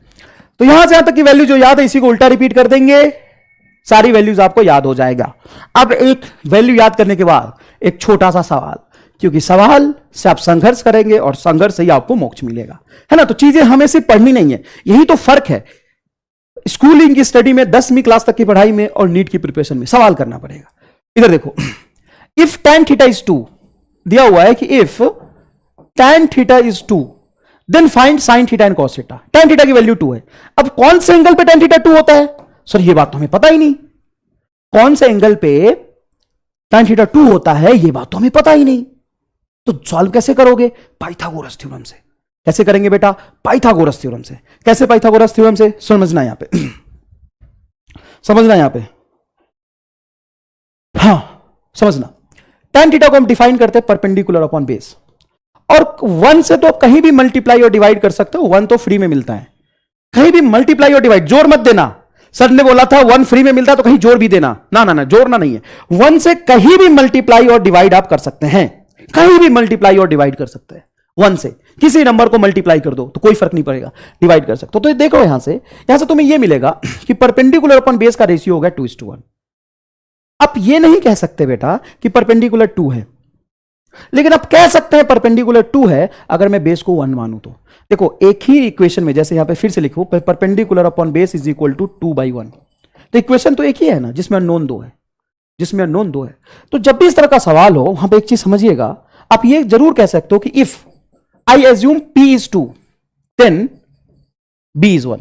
आप ये कह सकते हो। देखो ना, ये भी हो सकता है 4/2, ये भी हो सकता है 8/4, ये भी हो सकता है 100/50, एक ही बात है सब, क्योंकि सबका रेशियो तो 2 ही आना है। थोड़ा सा पेशेंस से कंसेप्चुअली समझो, कंसेप्चुअली समझो बेटा थोड़ा सा। इन सबका रेशियो 2 है, सब बराबर है, तो P को 2 नहीं कह सकते, P को 4 भी नहीं कह सकते, 8 भी नहीं कह सकते। लेकिन जब आप ये कहोगे कि अगर मान लो P 2 है तो B 1 होगा, तो ये कह सकते हो आप। अगर ये कह सकते हो तो P और B को अगर तुम ये बोल सकते हो तो हाइपोटेन्यूज होता है रूट अंडर परपेंडिकुलर का होल स्क्वायर प्लस बेस का होल स्क्वायर। ठीक है सर, बहुत बढ़िया सर, बहुत बढ़िया। तो यहां से P और B की वैल्यू रख दो, तो 2 का होल स्क्वायर, देखो P क्या है 2 और B है 1, 2 का होल स्क्वायर 4 और प्लस 1 5, तो हाइपोटेन्यूज हो गया आपका √5। हाइपोटेन्यूज √5 है, तो यहां से लिख सकते हैं आप साइन थीटा। साइन थीटा होता है परपेंडिकुलर अपॉन हाइपोटेन्यूज। देखो परपेंडिकुलर को अगर 2 लेते हैं आप तो हाइपोटेन्यूज आपका √5 आया था, then this is the correct answer. Cos theta होता है बेटा बेस अपॉन हाइपोटेन्यूज। ठीक है बेटा, तो बेस कितना है 1, तो hypotenuse is √5। This is the correct answer, this is the correct answer. कई लोगों का सही जवाब है, बहुत बढ़िया बेटा, जोरदार, एकदम एकदम झन्नाटेदार और जोरदार, एकदम झन्नाटेदार और जोरदार आपने जवाब दिया। अब एक सवाल मेरी तरफ से जिसका जवाब आप देंगे, एक सवाल मेरी तरफ से, if sine theta is equal to 2 then find tan theta. इस सवाल का जवाब देने वाले को मिलेगा 87। इस सवाल का जवाब देने वाले को मिलेगा 87। चलिए इस सवाल का जवाब बताइए बेटा, इस सवाल का जवाब बताइए। अरे यार एक बार नाम ले लूंगा, नाम ले लूंगा तो क्या मिल जाएगा तुम्हें? लड्डू, गोली खाएगा? गोली है मेरे पास एक, जिसको देता हूं ना तो बिना पढ़े उसको मोक्ष मिल जाता है। जो ज्यादा बकलोली करेगा ना उसको गोली खिला दूंगा मैं। है मेरे पास एक जोरदार गोली, खाने के बाद एकदम मग्ध मुग्ध हो जाके कहां पहुंचेगा पता नहीं चलेगा। चलो इस सवाल का जवाब, इस सवाल का जवाब देने वाले का नाम लूंगा मैं। यस यस यस, इसका नाम लूंगा मैं। अरे चैट चैट चैट इतनी ज्यादा हो रहा है ना। आयुष सिंह और मीनाक्षी शर्मा और कई सारे बच्चों ने दिया है, लेकिन कुछ बच्चों ने जल्दी दे दिया। Wrong, impossible. देखो देखो देखो, यही वो चीज है, यही वो चीज है जो मैं तुम्हें फील कराना चाहता हूं, और यही वो कारण समझ में आएगा। रामलाल फिजिक्स हम गलत पढ़ेंगे और बहुत ही मजेदार पढ़ेंगे, गलत पढ़ेंगे और गलत ही तुम्हें मोक्ष तक पहुंचाएगा। इसमें कई सारे बच्चे हैं जवाब दे दिए लगातार, 2/√3, 5/1/√2, ये सारे युगांडा वाले हैं, ये सारे युगांडा वाले हैं जो जवाब दे रहे हैं -2, 2/√3, इमेजिनरी नंबर, ये सारे के सारे युगांडावासी यहां पहुंच गए। देख देख, यहां पे युगांडावासी पहुंच गए, सारे ये जवाब दे रहे युगांडावासी। देख इधर, इसका आंसर होगा नॉट पॉसिबल, नॉट पॉसिबल। गलत सवाल, गलत सवाल, गलत सवाल है ये। अरे दादा कितने आंसर देगा बे, हाय इतना मेहनत कर रहे हो, गलत सवाल है। बहुत जोरदार तरीके से तुमने जवाब दिया है, ये सवाल गलत है बेटा। रॉन्ग आंसर, रॉन्ग आंसर नहीं, रॉन्ग क्वेश्चन, रॉन्ग क्वेश्चन। अब हम फील करेंगे, अभी तक साइन थीटा कॉस थीटा आपने समझा, और आपको ऐसा लगा कि मुझे समझ आ गया, अब अभी भी बच्चे जवाब दे रहे हैं, अरे अब तो रुक जा, शर्म कर, अब तो शर्म कर ले, अभी भी बच्चे जवाब दे रहे हैं। ये सारे युगांडा वाले हैं जो आंसर लिख रहे हैं। अबे युगांडावासी, कब जीवन सुधरेगा तेरा? देख इधर संघर्ष, सुन, सॉरी, समझो। और थोड़ा जो बच्चे जवाब दे रहे हैं ना, और जिनको बहुत अच्छे समझ आ रहा है, वो भी थोड़ा पेशेंस रखो। चिंता मत करना कि सर थोड़ा धीरे पढ़ा रहे हैं, अबे बहुत तेज भी पढ़ाऊंगा और सब कुछ पढ़ाऊंगा, चिंता मत करना बेटा, है ना। पेशेंस मत लूज करना, अभी थोड़ा अपनी फ्रीक्वेंसी मैच होने में थोड़ा समय लगेगा, पेशेंस लूज मत करना, है ना। जो सही समझ गया है ना, वो ये मत बोलो कि सर टाइम वेस्ट करो, आगे चलो। बेटा सबको साथ लेके चलना है। मेरी बातों को किसी को बुरा लगा होगा तो आई एम सॉरी, मजाक में मैं कहता हूं चीजें, आप घबराया मत करो कि सर आप क्या कह रहे हो, ये तो गलत बात बोल रहे हो, ऐसे नहीं बोलना चाहिए सर, गुस्सा ज्यादा कर रहे हो। ये सब पार्ट ऑफ टीचिंग है बेटा, ये सब पार्ट ऑफ टीचिंग है, चिंता मत करो। और सब कुछ पढ़ाऊंगा, ये भी चिंता मत करो, ठीक है ना। चलो देखो इधर, असल में क्या होता है कि साइन थीटा की वैल्यू 2 हो ही नहीं सकती। गलत क्या है इस सवाल में, साइन थीटा की वैल्यू 2 हो ही नहीं सकती। जितने भी आपने साइन थीटा पढ़ा था उस सब में साइन थीटा की वैल्यू जो था वो मैक्सिमम पॉसिबल साइन थीटा की वैल्यू 1 और 1 से कम था, 1 और लेस देन 1 था, ठीक है सर। और साइन थीटा की मिनिमम वैल्यू भी बच्चे गलत बोलते हैं। साइन थीटा की मिनिमम वैल्यू बच्चे बोल देते हैं सर 0, सर 0, सर 0 ना। साइन थीटा की मिनिमम वैल्यू होती है -1 और -1 से ज्यादा। ये साइन थीटा ऑसिलेट करता है, ऑसिलेट बिटवीन -1 टू +1। आओ टेबल में देख लेते हैं बेटा, आइए टेबल में देख लेते हैं। हाँ टेबल में हो सकता है आपको ना दिखे, क्योंकि साइन थीटा की जो मैक्सिमम वैल्यू होती है ना वो 90 डिग्री पे होती है 1। साइन थीटा की मैक्सिमम वैल्यू होती है 90 डिग्री पे 1, और मिनिमम होता है एकदम नीचे 270 डिग्री पे, मिनिमम होता है 270 डिग्री पे। और कॉस थीटा की मैक्सिमम वैल्यू होती है 0 डिग्री पे और मिनिमम वैल्यू होता है 180 डिग्री पे। कॉस थीटा की मैक्सिमम वैल्यू 0 डिग्री पे और मिनिमम वैल्यू 180 डिग्री पे। देखिए कॉस थीटा की मैक्सिमम वैल्यू देखिए ये 1 और मिनिमम वैल्यू देखिए -1। तो देखिए यहां पे कॉस थीटा जो होगा वो -1 से लेकर के +1 के बीच में ऑसिलेट करेगा, -1 से लेकर के +1 के बीच में ऑसिलेट करेगा। और जो tan थीटा है, tan थीटा है वो बेटा -∞ से +∞ के बीच में ऑसिलेट करेगा, ठीक है।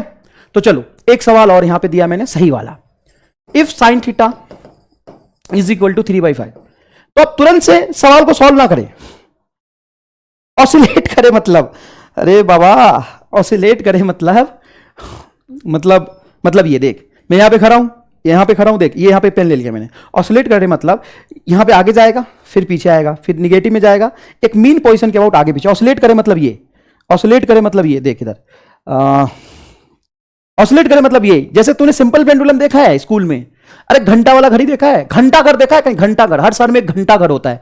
घंटा घर में जो वॉच लगा होता है, घंटा ऐसे से हिलता है, घंटा ऐसे से हिलता है, उसी को कहते हैं ऑसिलेट कर रहा। देखो ऐसे से हिल रहा, ऑसिलेट कर रहा, ऑसिलेट कर रहा। ऑसिलेट ये बेटा, ये ऑसिलेट मतलब ये मीन पोजीशन के about to and fro motion, इसको कहते हैं ऑसिलेट। अब ये भारी भारी वर्ड चिंता मत करो, तुम तो ये समझो यार कि -1 से +1 के बीच में घूम रहा है वो, उसकी वैल्यू -1 से कम नहीं हो सकता, +1 से ज्यादा नहीं हो सकता, -1 से कम नहीं हो सकता, +1 से ज्यादा नहीं हो सकता। चलो ये सॉल्व करते हैं। Sine theta is equal to 3/5, sine theta is equal to 3/5। तो लिखोगे साइन थीटा डिफाइन होता है perpendicular of one hypotenuse that is equal to 3/5। अब यहां से आप लिख सकते हैं सर परपेंडिकुलर को अगर मैं 3 मानूं, इफ लगाना बेटा, इफ देन हाइपोटेन्यूज को आप 5 बोल सकते हो। हाइपोटेन्यूज को क्या बोल सकते हो? 5। अगर ये भी नहीं समझ में आ रहा तो पी को x ले लो, तो तुम्हें थोड़ा सा लेंदी कैलकुलेशन हो जाएगा। तुम ये कह सकते हो बेटा रेशियो में, इफ कह रहा हूं ना, देन हाइपोटेन्यूज इज 5। अगर इसको 3 मानते हो तो ये 5 है। तो हाइपोटेन्यूज का whole square is equal to perpendicular का होल स्क्वायर प्लस बेस का होल स्क्वायर। यहां से आप बेस कैलकुलेट कर सकते हैं। बेस का whole square is equal to hypotenuse minus base, अपने को क्या चाहिए? बेस चाहिए, सॉरी। तो बेस का होल स्क्वायर, परपेंडिकुलर स्क्वायर को उधर ले जाओ तो h square minus P square. h बोलो 5 का होल स्क्वायर 25, राइट बेटा। और ये हो जाएगा आपका p क्या है? 3 का होल स्क्वायर 9, और स्क्वायर है तो इधर रूट लाओगे तो b इज इक्वल टू क्या हो जाएगा? 4। तो बेस आ गया 4। तो यहां से cos थीटा और tan थीटा डिफाइन हो जाएगा, क्योंकि आपको P भी पता है, H भी पता है और B भी पता है, सारी चीजें आपको पता है। Very good, very good. अब दो एंगल 53 डिग्री और 37 डिग्री, इसकी भी वैल्यू आपको याद होनी चाहिए। तो ध्यान से देखिए बेटा, अगर आप परपेंडिकुलर 3 लेते हो और बेस को 4 लेते हो, तो यहां पे लिखोगे 3/4 परपेंडिकुलर 3 एंड बेस 4, ये tan थीटा डिफाइन होगा। तो 3/4 तो कोई एंगल आपने नहीं देखा था, जो नॉन एंगल था 0, 30, 45, 60, असल में ये 37 डिग्री डिफाइन होता है। यहां पे थीटा क्या डिफाइन होता है? 37 डिग्री। तो देखिए, ये एंगल अगर 37 हो, ये 90 हो, तो यहां से tan 37 डिग्री आप यहां पे लिख सकते हैं, tan 37 degree is equal to perpendicular हो गया 3 और बेस हो गया 4। अच्छा, ये एंगल कितना हो जाएगा? अगर ये 90 है और ये 37 है, तो ये होगा 53, क्योंकि टोटल एंगल का सम क्या होता है? 180 डिग्री। टोटल एंगल का सम क्या होता है? 180 डिग्री। ये टोटल सम करेंगे 37, 90 और 53, तो क्या होगा? 180 डिग्री। तो अगर मैं यहां से मान लूं, या फिर मैं दूसरा एंगल ऐसा ट्रायंगल ये बना लेता हूं, दूसरा बना लेता हूं, देखो ये बना लेता हूं, ये 90 है, यहां पे बोल देता हूं थीटा। तो हमेशा थीटा के सामने वाला होता है ना, वो परपेंडिकुलर होता है। ये 4 है और ये हो जाएगा परपेंडिकुलर, मतलब इसको मैंने 4 माना है, और ये आपका बेस है 3 और ये हाइपोटेन्यूज है 5। ये याद रखना कि जब आप एंगल डिफाइन करते हो, तो हमेशा और हमेशा सामने वाला जो होता है ना, वो परपेंडिकुलर होता है। तो इस ट्रायंगल में 37 के लिए सामने क्या है? 3, और इस ट्रायंगल में थीटा के लिए जो कि सामने क्या है? 4। तो ये होगा आपका 53 डिग्री। तो tan 53 डिग्री क्या हो जाएगा? ये हो जाएगा आपका 4/3। और ये बहुत लॉजिकल है, ये बहुत लॉजिकल है। ये कौन रो रहा है यार?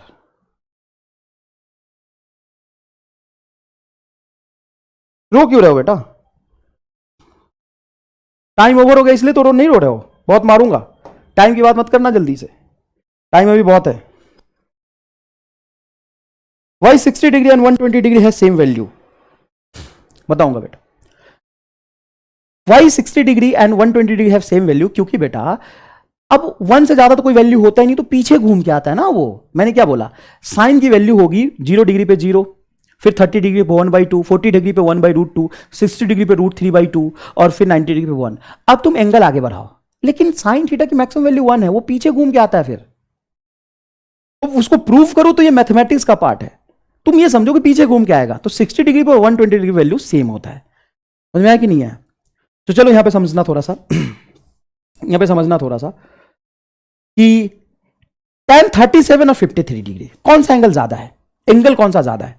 और तुम्हें पता है कि थीटा बढ़ाने पे tan थीटा की वैल्यू बढ़ती है, ज्यादा होती है। तो देखो, ये है फिर 53 डिग्री, और 53 डिग्री 37 से ज्यादा है। तो देखो यहां पे वैल्यू 4/3 आया है और ये 3/4 आया है। तो ये जो लॉजिक पीछे जब मैंने बताया था, तो आपको बहुत आसान लगा था, ठीक है, और वही लॉजिक यहां पे इस वैल्यू को याद रखने में आपकी मदद करेगा। बच्चा भूल जाता है कई बार कि सर ने कुछ बताया था 4 3 5 4 3 5, लेकिन बच्चा कंफ्यूज रहता है कि 4 3 5 में मैं कॉम्बिनेशन कैसे बिठाऊं। ऐसे 37, देखो tan थीटा में 3 4 4 3 आएगा, ये एंगल 37 है तो ये एंगल 53 होगा, इसके लिए ये बेस और इसके लिए ये बेस। तो आपको घबराना ही नहीं, याद हो गया।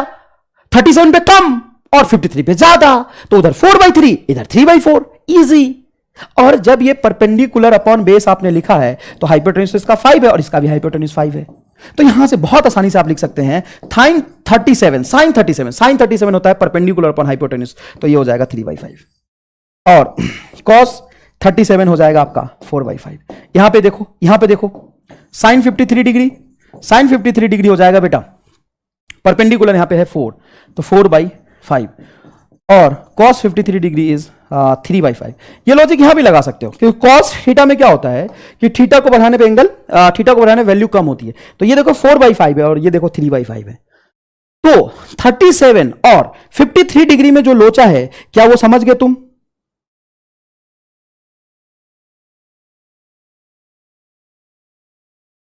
ठीक है,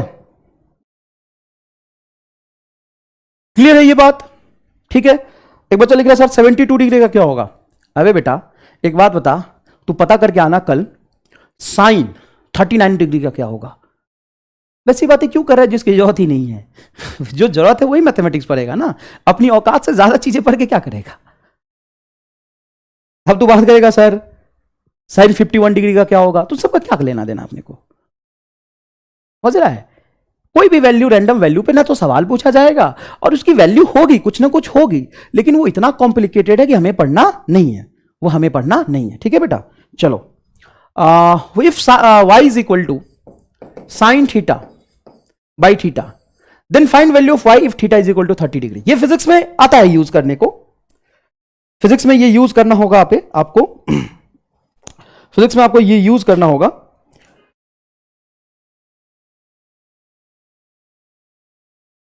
रुक गया क्या?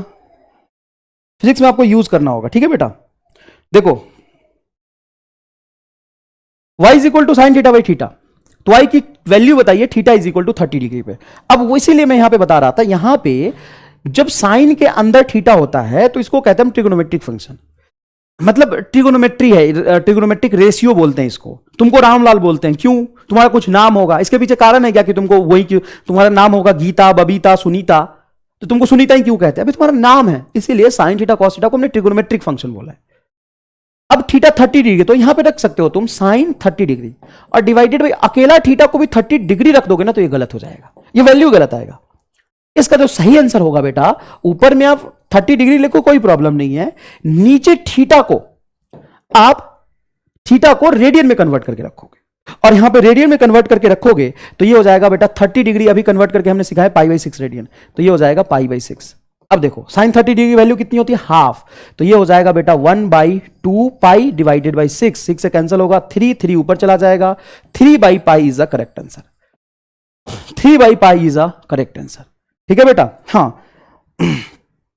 Small angle approximation is also important in physics. कई बार स्मॉल एंगल अप्रोक्सीमेशन आपको यूज करना होता है, तो ध्यान से देखिएगा। अगर मैं लिखूं sine theta where theta is very small, is very small, अब मैथमेटिकल टर्म में अगर लिख दो तो तू लेट जाएगा, तो तू मैथमेटिक्स पढ़ने भी नहीं आया है ना, तो इसको ऐसे समझो बस।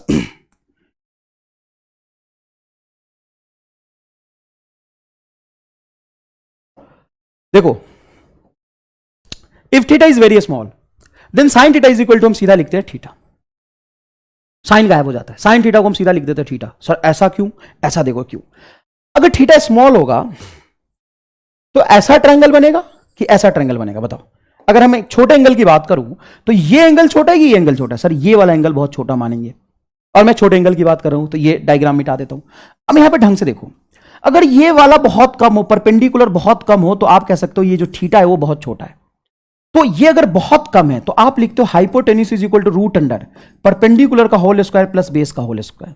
सर अगर आप इसको बहुत छोटा स्मॉल बोलोगे, परपेंडिकुलर को और छोटा करते जाओगे एंगल छोटा करने के लिए, तो कम का होल स्क्वायर और कम होता है, मतलब ये बेस ज्यादा है, बेस और हाइपोटेन्यूज ज्यादा है, परपेंडिकुलर कम है, तो ये ऑलमोस्ट जीरो हो जाएगा। तो hypotenuse is equal to base, ये दोनों बराबर होंगे, ये दोनों बराबर होंगे। अगर ये दोनों बराबर है तो दोनों को मैं रेडियस आर आर के बराबर रख सकता हूं, तो ये आर्क लेंथ जैसा होगा, पी को अपन लिख सकते हैं आर थीटा। जैसे arc length is equal to क्या होता है बेटा? देखो ये एंगल है, अब देखो ना ट्रायंगल के हिसाब सर्कल के हिसाब से ये आर्क लेंथ हो गया। आर्क लेंथ को हम क्या लिखते हैं? R into theta. ये रेडियस यहां से यहां तक, ये भी रेडियस, और ये आपका आर्क, तो arc length is equal to होता है आर थीटा। अब यहां पे साइन थीटा को डिफाइन करो, क्या करते हो? साइन थीटा होता है sir perpendicular upon hypotenuse. Hypotenuse की वैल्यू बताओ कितनी है? सर आर, ये आर एज्यूम किया मैंने, आर एज्यूम किया, इसको आर बोलूंगा तो ये भी आर होगा, तो ये सर्कल जैसा हो गया ना, ये सर्कल का रेडियस हो गया, ये छोटा सा। देखो ऐसे अगर मैं सर्कल बना लूं और बहुत छोटे एंगल की बात करूं, फील करना है यहां पे, ये सर्कल बना लूं और बहुत छोटे एंगल की बात करूं ऐसे, तो यही देखो ना, ये आर्क लेंथ हो गया, ये रेडियस, ये भी रेडियस, ये है आपका बेस और हाइपोटेन्यूज, दोनों आर आर के बराबर होगा, ये आपका हो जाएगा आर्क। ये क्या हो जाएगा? आपका आर्क। तो ध्यान से देखिए, ये जो परपेंडिकुलर है उसको आर थीटा लिखेंगे, तो आर से आर कैंसिल होगा, थीटा हो जाएगा। तो आपको ये याद रखना है बेटा, कई चीजें मैथमेटिक्स पढ़ रहे हैं आप, साइन थीटा बराबर थीटा होता है if theta is very small, if theta is very small.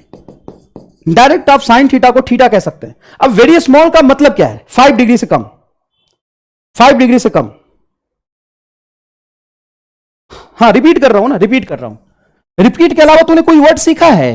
Repeat के अलावा कोई वर्ड सीखा है तो बता। ये सर्कल है, ये सर्कल है, ये सर्कल का रेडियस है, ये भी सर्कल का रेडियस है, सरकमफ्रेंस से सेंटर को मिलाते उसको कहते हैं सर्कल का रेडियस। अगर बहुत छोटे एंगल की मैं बात करूं, ये बहुत छोटे एंगल की बात करूं, थीटा बहुत छोटा, तो ये पास पास होगा, ये हो गया आर्क लेंथ। ये हो गया आर्क लेंथ। आर्क लेंथ को हम लिखते हैं आर इंटू थीटा। यहां पे sine theta is equal to आप लिखोगे perpendicular R theta divided by base, sorry hypotenuse, hypotenuse भी यहां पे आर है तो आर, आर से आर कैंसिल हो गया, साइन थीटा बराबर थीटा। साइन थीटा बराबर क्या होता है? थीटा। ठीक है बेटा, अब कर दिया ना मैंने रिपीट, अब कर दिया रिपीट। साइन थीटा बराबर क्या हो जाएगा? थीटा।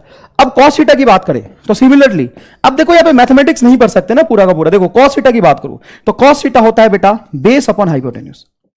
अब जब थीटा बहुत स्मॉल है, थीटा बहुत स्मॉल है, बहुत छोटा है। अच्छा एक बात बता, अर्थ तुम्हें कैसा दिखता है? अर्थ तुम्हें कैसा दिखता है? अर्थ, अर्थ सर फ्लैट दिखता है, सीधा दिखता है। सीधा है क्या? फ्लैट है क्या? नहीं सर, वो तो गोल है। तो तुम्हें गोल क्यों नहीं दिखता? क्योंकि अर्थ का बहुत छोटा सा हिस्सा देख पाते हो तुम।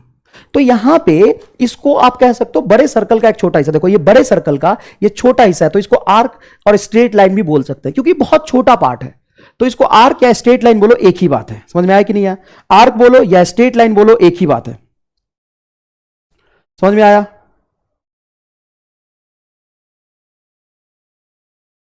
ठीक है बेटा, ये आर्क लेंथ हो जाएगा आर थीटा।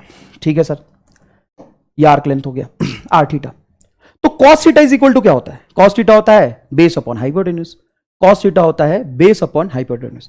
तो यहां से आप लिख सकते हैं बेस और थीटा एंगल पे, थीटा बहुत छोटा हो तो ये दोनों बराबर होगा, तो ये दोनों बराबर होगा तो आप कह सकते हो ये भी आर ये भी आर, तो कैंसिल होकर क्या हो जाएगा? 1।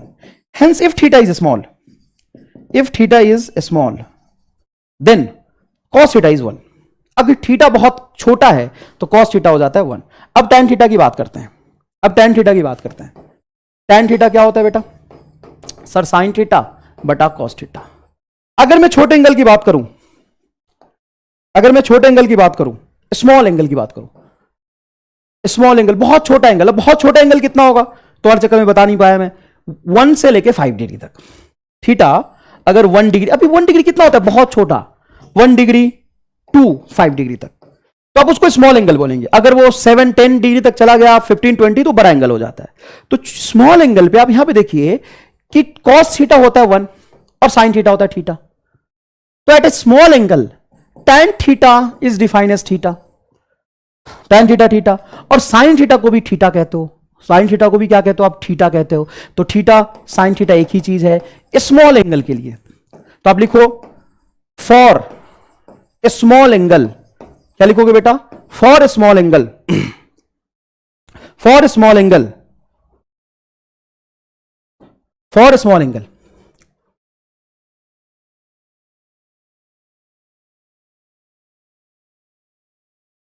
नेट खत्म हो गया तो रिप्लाई कैसे कर रहा है?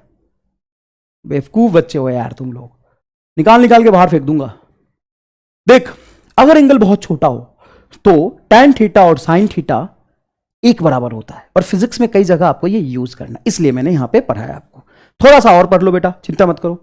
यहां पे वैल्यू निकालनी, जैसे साइन 2 डिग्री, तो जब आप सॉल्व करेंगे ना तो आप ये याद रखिए कि साइन थीटा बराबर tan थीटा और कॉस थीटा 1 होता है, बस इतना याद रखिए। कॉस थीटा क्या होता है? 1 होता है, बस याद रखिए। ठीक है, बस इतना याद रखना है, कोई खास बात नहीं है, बस इतना याद रखना है। चलिए, तो साइन 2 डिग्री क्या होगा? Sine 2 degree is equal to होगा 2 डिग्री, बट इसको हम डिग्री में नहीं लिख सकते डायरेक्ट, ये लिखना गलत होगा। क्यों गलत होगा सर? आपने सिखाया था कि साइन थीटा अगर छोटा हो 2-3 डिग्री हो तो उसको डायरेक्ट लिख सकते हैं थीटा, हाँ लिखेंगे, लेकिन जैसे ये थीटा बाहर निकलेगा तो ये अकेला थीटा बनेगा, इसको आपको रेडियन में कन्वर्ट करना पड़ेगा। तो डिग्री को रेडियन में कैसे कन्वर्ट करते हैं? बहुत ईजी है, ये डिग्री में है ना, तो आप लिख सकते हैं ऊपर पाई रेडियन डिवाइडेड बाई 180 डिग्री। तो 2 डिग्री से 180 कैंसिल हो जाएगा तो ये आएगा 90। तो आप लिखेंगे sine 2 degree is equal to pi by 2 radian. क्या लिखेंगे? Sine 2 degree is equal to pi by 2 radian. सही लिखा है ना बेटा? Yes, sine 2 degree is equal to pi by 2 radian, ये साइन 2 डिग्री की वैल्यू है। समझ में आया? नेक्स्ट देखिए, tan 3 डिग्री। अब बहुत इजी है बेटा, अब यहां पे क्या लिखेंगे आप? 3 डिग्री, इसको रेडियन में कन्वर्ट कर लीजिए, तो पाई रेडियन बटा 180 डिग्री, तो ये कैंसिल हो जाएगा, तो 3 बाई 180 तो क्या हो जाएगा? Pi by 60। बहुत इजी है। ठीक है, यहां पे देखिए साइन 88.5 डिग्री, तो साइन 88.5 डिग्री ये लार्ज एंगल है, तो इसको ऑलमोस्ट आप 90 के पास मान सकते हैं, बहुत लार्ज होगा। तो साइन 88.5 डिग्री, एक बार सवाल पूछ लिया था 88.5 डिग्री 89 डिग्री, तो ये 1 के बराबर हो जाएगा। साइन 90 डिग्री क्या होता है 1, तो 90 डिग्री एक स्मॉल एकदम पास वैल्यू लोगे तो उसके बराबर होगा। ठीक है, गलत हो गया, कहां गलत हो गया? साइन 2 डिग्री, तो pi by 180 radian, pi radian by 180 degree, तो 90 लिखूंगा ना, साइन 2 डिग्री तो है।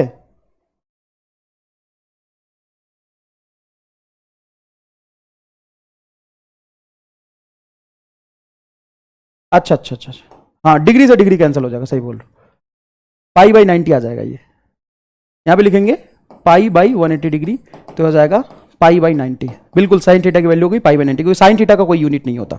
बिल्कुल सही बोल रहे हैं आप, दिस इज माई मिस्टेक, यहां पे मैंने ध्यान नहीं दिया। ये होगा पाई by 2, pi by 2 exactly pi by 2 होगा। ठीक है, यहां पे भी होगा पाई बाई 180 रखेंगे, तो ये हो जाएगा आपका पाई बाई 60 वैल्यू आएगा। बिल्कुल सही है। अब cos 3 degree, cos 3 degree is 1, cos 3 degree is 1। ठीक है बेटा, ठीक है बेटा, यहां पे cos 3 डिग्री की वैल्यू क्या हो जाएगी बताइए? 1 हो जाएगा। cos 3 degree is 1। ठीक है, बिल्कुल सही है।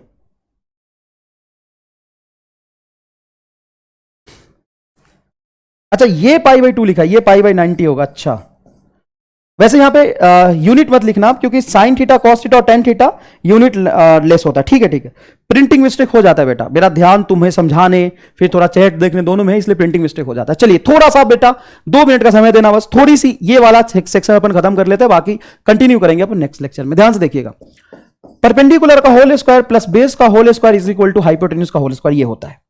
अगर मैं यहां से पी स्क्वायर से डिवाइड कर दूं दोनों तरफ, किससे डिवाइड कर दूं? एच स्क्वायर से डिवाइड कर दूं। चलो एच स्क्वायर से divided by H square on both side, दोनों तरफ मैं एच स्क्वायर से डिवाइड कर देता हूं। जब मैं एच स्क्वायर से डिवाइड करूंगा तो ये हो जाएगा बेटा P square by H square plus B square by H square is equal to 1, क्योंकि इधर H square by H square by H square, दोनों तरफ एच स्क्वायर से मैं डिवाइड करूंगा, तो आप ध्यान से देखिए, इधर हो जाएगा H square by H square 1, और इधर हो गया अपना ये देखिए P square by H square, B square by H square. अब पी बाई एच को क्या कहते हैं? Sine theta. B by H को क्या कहते हैं सर? Cos theta. तो यहां से आ जाएगा sine square theta plus cos square theta is equal to 1। Sine square theta plus cos square theta is 1, ये रिलेशन आ जाएगा यहां से। क्लियर है बेटा? तो ये हमें याद रखना है, ये मैंने प्रूफ कर दिया है कैसे आता है, इसको हमें याद रखना है। कई बार जब मैं ये लिख दूं इसका मतलब होता है कि इसे हमें याद रखना है। Sine square theta plus cos square theta is equal to 1। Next देखिए बेटा, अगर मैं इसी रिलेशन को P square plus B square बराबर एच स्क्वायर को पी स्क्वायर से डिवाइड कर दूं, divided by P square, divided by P square, अगर मैं दोनों तरफ पी स्क्वायर से डिवाइड कर दूं तो ये रिलेशन क्या मिलेगा बेटा? 1 प्लस, देखो यहां से पी स्क्वायर से डिवाइड किया, बी बाई पी का whole square is equal to H by P का होल स्क्वायर। बहुत इजी टर्म है ये, बहुत इजी टर्म है ये। तो अब यहां से देखिएगा, ये बनेगा 1 प्लस बेस अपॉन परपेंडिकुलर क्या होता है? बेस अपॉन परपेंडिकुलर ये होता है कॉट थीटा। देखो ना, बेस अपॉन परपेंडिकुलर ये होता है cot square theta is equal to hypotenuse upon perpendicular क्या होता है? ये होता है कॉसेक थीटा। ये क्या हो जाता है? Cosec theta. तो 1 plus cot square theta is equal to क्या हो जाएगा? Cosec square theta. ये मैंने बताया था आपको, इन्वर्स करके रिलेशन समझाया था ना। जैसे मान लीजिए ये साइन थीटा है, तो साइन थीटा होता है परपेंडिकुलर अपॉन बेस, और इसका उल्टा होता है कॉसेक थीटा। ये होता है base upon, sorry, sine theta होता है परपेंडिकुलर अपॉन हाइपोटेन्यूज, तो कॉसेक थीटा होता है आपका हाइपोटेन्यूज इनटू परपेंडिकुलर। ठीक है, कॉस थीटा क्या होता है? कॉस थीटा होता है आपका बेस अपॉन हाइपोटेन्यूज, तो यहां से सेक थीटा होता है आपका हाइपोटेन्यूज अपॉन बेस। यहां पे देखिए टैन थीटा होता है परपेंडिकुलर अपॉन बेस, तो साहब कॉट थीटा होता है आपका बेस अपॉन परपेंडिकुलर। ये क्या हो जाता है आपका? Cot theta. ठीक है, यस बिल्कुल सही बात है। डीपीपी आपको मिल जाएगा, शानदार डीपीपी मिल जाएगा, वहां से आपको सॉल्व करना है। तो ये रिलेशन आ जाता है बेटा, बहुत इजी है। यहां तक समझ में आ गया? तो ये कुछ रिलेशंस हैं जो आपको याद रहने चाहिए। Clear sir? डन। अब देखिए यहां पे साइन ए प्लस बी का फॉर्मूला क्या बनता है, ये देखिए साइन ए प्लस बी का फॉर्मूला। तो साइन थीटा जो है ना वो सबसे सीधा और ईमानदार फंक्शन है। साइन को दो एंगल दे दिया मैंने, ये भी एंगल है, ये थीटा जैसा एंगल है, इस दो एंगल है ए और बी, ये एंगल्स ही हैं ए और बी, उन दोनों को ऐड करके मैंने बीच में रख दिया। तो इसका फॉर्मूला होता है कि साइन ए प्लस बी बराबर होता है बेटा sign A into cos B. ये साइन को जब दो एंगल देते हैं तो वो कहता है कि मुझे एक रख दो और एक मेरे भाई को दे दो जो मेरा भाई है कॉस। तो एक एंगल साइन रखता है ए और कॉस को दे देता है, प्लस है तो बीच में रखता है प्लस, और कहता है कि जो दूसरा वाला था ना मुझे एक बार दे दो, और तो ये हो जाता है साइन बी, और जो मैंने लिया था वो मेरे भाई को दे दो, ये होता है कॉस ए। तो ये फॉर्मूला है बेटा साइन ए प्लस बी का। ये आपको मैथमेटिक्स में पढ़ाया जाता है, फिजिक्स में कई बार यूज होता है, तो आपको याद रखना है ये आपको याद रखना है, ये आपको याद रखना है। साइन को जब मैंने दो एंगल दिया ए और बी तो उसने बोला कि साइन ए मुझे एक एंगल दे दो पहले और एक मेरे भाई को दे दो, प्लस जो भाई को दिया था वो मुझे एक बार दे दो और जो मुझे दिया था वो मेरे भाई को दे दो। तो देखो साइन ए प्लस बी होता है sine A into cos B plus cos A into sine B. Sine A plus B क्या होता है, साइन ए प्लस बी क्या होता है, sine A into cos B. अरे साइन ए प्लस बी पहला खुद रख लिया दूसरे भाई को दे दिया, तो sine A into cos B plus plus cos B into sine A. देखो cos B into sine A. अब जय एज इट इज यहां पे अगर a माइनस बी हो तो सेम टू सेम यही काम करता है। साइन बहुत ईमानदार है, वो अपने भाई को दे देता है पहला, सॉरी अब खुद रखता है पहला, भाई को दे देता है दूसरा वाला एंगल, फिर दूसरा खुद रखता है तो भाई को पहला देता है। प्लस है तो प्लस आएगा, माइनस है तो माइनस आएगा, माइनस है तो क्या आएगा बेटा माइनस आएगा। बहुत इजी बहुत इजी बहुत इजी, ठीक है बेटा बहुत इजी। यार फालतू की बातें मत करो यार, समझा रहा हूं इतना मेहनत से, सन तो कर। फालतू के चैट भेजे जा रहा है। अगली क्लास से अगर चैट आया ना तो मैं डिलीट करा दूंगा, सब डिलीट करा दूंगा, मैं चैट बंद करवा दूंगा परमानेंटली। पढ़ना ज्यादा इंपॉर्टेंट है बकलोली से। हाल तुम ही वही लोग हो जो पान की दुकान और चाय बेचोगे, कॉलेज के बाहर पान का ठेला और चाय की दुकान लगाओगे, तुम वही लोग हो। नीट की कसम है तुम्हें, फालतू बकलोली करना बंद कर दे। चाय की दुकान और पान का ठेला लगाओगे तुम। यहां पे इतनी जोर से एनर्जी लगा के मैं समझाने की कोशिश कर रहा हूं और इनको बकलोली सूझ रहा है। हद बकलोल हो यार। चल देख इधर, चल इधर देख, कॉस ए प्लस बी क्या होता है, कॉस ए प्लस बी। तो कॉस जो है ना वो बेईमानी करता है। वो क्या करता है कि वो पहला और दूसरा एंगल दोनों खुद ही रख लेता है। साइन भाई भाई में बांट लेता है, लेकिन कॉस बेईमान है। वो क्या करता है कि दोनों एंगल खुद रख लेता है, लेकिन बाद में जब उसको अपनी गलती का रियलाइज होता है तो दोनों एंगल अपने भाई को दे देता है। देखो यहां पे भाई को दे देता है साइन इंटू कॉस बी। बेटा ये फॉर्मूला है, sorry sine into sine B. ये फॉर्मूला है आपका कॉस ए प्लस बी का। जब इसमें प्लस होता है तो कॉस वाले में आ जाता है माइनस, और जब यहां पे हम माइनस रखेंगे, जब यहां पे माइनस रखेंगे तो ये आ जाता है cos A into cos B plus sine A into sine B. तो कुछ लोग कह रहे हैं सर बस हो गया, बस इतनी औकात है तेरी, बस इतनी औकात है। इस औकात के साथ अपनी शकल देख और सोच कि तू डॉक्टर बन जाएगा तो क्या होगा तेरा। तेरी शकल और तेरी औकात वाले लोग कभी डॉक्टर नहीं बन सकते, बुरा मत मानना। इतनी अगर औकात है ना कि सर बस, सर थक गया मैं, सर अब नहीं सर बहुत दर्द हो रहा है, गोली खा ले जाके, बकलोल गई, गोली खा ले जाके बस। पता है इधर tan a प्लस बी क्या होता है। tan a प्लस बी का फॉर्मूला होता है tan a plus tan b, tan a plus tan b divided by 1 minus tan a into tan b। Sorry हाँ 1 minus tan a into tan b। और जो ये फॉर्मूला होता है बेटा tan a प्लस बी का, ठीक है, ये फॉर्मूला होता है tan a प्लस बी का। अगर मैं ए और बी को दोनों को बराबर एंगल रख दूं, मतलब ऐसे बोलूं कि if A is equal to B is equal to theta, A और बी दोनों बराबर है और वो थीटा के इक्वल है, ए और बी बराबर है और दोनों थीटा के इक्वल है।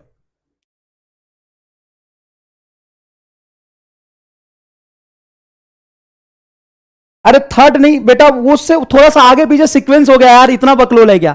जो थर्ड है वो फोर्थ में कर दिया। तो ये देख कि कॉस ए प्लस बी को क्या कहते हैं और कॉस ए माइनस बी को क्या कहते हैं। थर्ड फोर्थ में कहां खेल रहे हो यार, 11th क्लास में आ गए, 11th क्लास में आ गए, अभी थर्ड फोर्थ खेल रहे हो। अब तो बंद कर दो बेटा, थोड़ा तो समझो, ये थीटा हो गया। तो बेटा ये क्या हो जाएगा, ए के जगह पे थीटा और बी के जगह पे थीटा, तो ये हो जाएगा साइन 2 थीटा। देखो ना भाई, अगर मैं ए और बी को दोनों को थीटा रख दूं तो क्या हो जाएगा, दोनों थीटा हो जाएगा, तो साइन थीटा। तो यहां पे क्या बनेगा, यहां पे बनेगा sign theta into cos theta plus cost sign theta into cos theta, क्योंकि ए और बी दोनों बराबर है, sign theta into cos theta. तो बेटा यहां से साइन 2 थीटा का फॉर्मूला क्या हो जाएगा, साइन 2 थीटा का फॉर्मूला हो जाएगा, देखो दो सेम डिजिट मिल रहे हैं, मैंने क्या किया है कि जो पीछे फॉर्मूला था साइन ए प्लस बी का, उसमें ए और बी दोनों के जगह पे हमने क्या रख दिया है, थीटा रख दिया है। दोनों की जगह पे क्या रख दिया है, मैंने थीटा रख दिया। ठीक है बेटा, अब देखो, अब मैं कॉस ए प्लस बी का फॉर्मूला क्या होता है, चल बता, तो कॉस ए प्लस बी का फॉर्मूला क्या होता है, कॉस ए प्लस बी का होता है cos A into cos B, cos A into cos B minus cos sine A into sine B, ये फॉर्मूला होता है। यस बिल्कुल होता है, ये फॉर्मूला होता है। अगर दोनों को तुम सेम रख दो तो ये बनेगा cos 2 theta, and cos 2 theta is equal to cos theta into cos theta cos square theta minus sine theta into sine theta sine square theta, ये बनेगा। तो कॉस 2 थीटा क्या बनेगा बेटा, कॉस थीटा बनेगा cos 2 theta cos square theta minus sine square theta. Clear है क्या, ये रिलेशन आ जाएगा, ये रिलेशन आ जाएगा। बेटा पीडीएफ कहां मिलेगा, नोट्स कहां मिलेगा, ये सब बातें तो बाद में भी पूछ सकते हैं ना, जब यहां पे आप समझ लेंगे। तुम ही वो उस टाइप के बच्चे हो जो अभी कहते हो कि सर नोट्स कहां मिलेगा, पीडीएफ कहां मिलेगा, डीपीपी कहां मिलेगा, और बाद में कहोगे सर समझ नहीं आया। अभी समझना है तो यहां ध्यान देना, पहले समझना है तो यहां ध्यान देना। अब इन सब फॉर्मूला का फिजिक्स में कहां पे यूज होता है, तो फिजिक्स में कुछ ऐसे एंगल हैं जो हमें थोड़ी प्रैक्टिस करनी चाहिए, जिससे वो फॉर्मूला भी याद हो जाएगा और इसका यूज भी समझ आएगा। जैसे मान लो 75 डिग्री, तो साइन 75 डिग्री का वैल्यू तो हमें याद ही नहीं है, और ना ही हमने कभी निकाला है, ना हमें पता है, ये अननोन एंगल है बिल्कुल। तो यहां पे हम ट्रिक यूज कर सकते हैं। हम क्या कर सकते हैं, साइन 45 को लिख सकते हैं साइन 45 डिग्री प्लस 30 डिग्री। क्या मैं ऐसा लिख सकता हूं, क्या मैं ऐसा लिख सकता हूं, हाँ सर ऐसा लिख सकते हो सर, क्या बुराई है इसमें, मैं ऐसा लिख सकता हूं। फिर अब साइन ए प्लस बी का फॉर्मूला यूज करके इसको सॉल्व कर लीजिए। साइन ए प्लस बी का फॉर्मूला मैंने आपको बहुत अच्छे से बता दिया, यह है साइन 105 डिग्री। तो साइन 105 डिग्री, अब 105 को आप ये भी तो लिख सकते हो साइन 60 डिग्री प्लस 45 डिग्री, यहां से आप यूज करके आंसर निकाल सकते हो। अब कुछ चीजें हैं जो रह गई हैं, थोड़ा सा टेक्निकल डिस्टर्बेंस और आपकी तरफ से डिस्टर्बेंस की वजह से।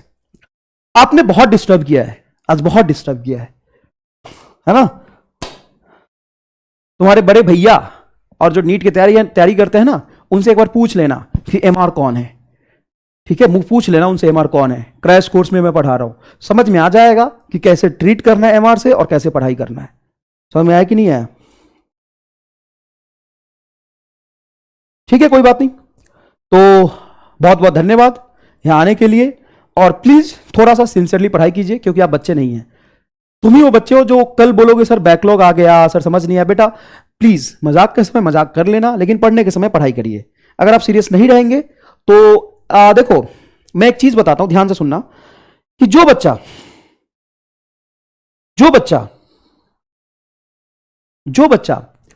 11th को अच्छा कर लेता है, उसके सिलेक्शन की प्रोबेबिलिटी 70% ज्यादा होती है जिसका 11th खराब हो जाता है।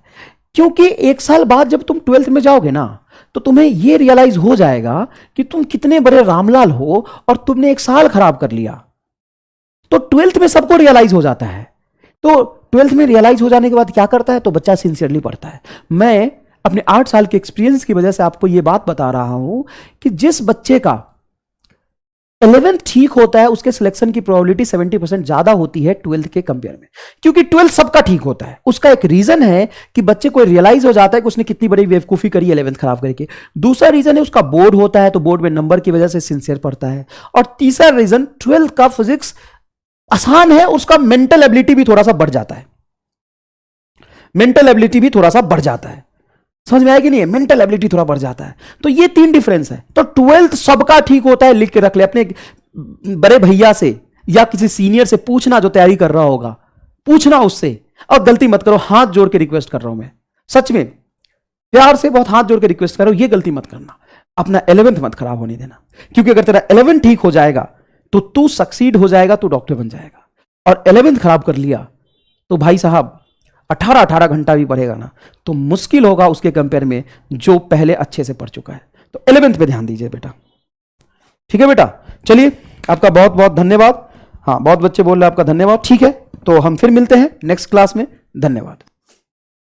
हाँ, जय हिंद जय भारत, ये बोलना ज्यादा जरूरी है, जय हिंद जय भारत, ठीक है। तो जय हिंद जय भारत बोल दीजिए और चलिए अपन अगले क्लास में मिलेंगे।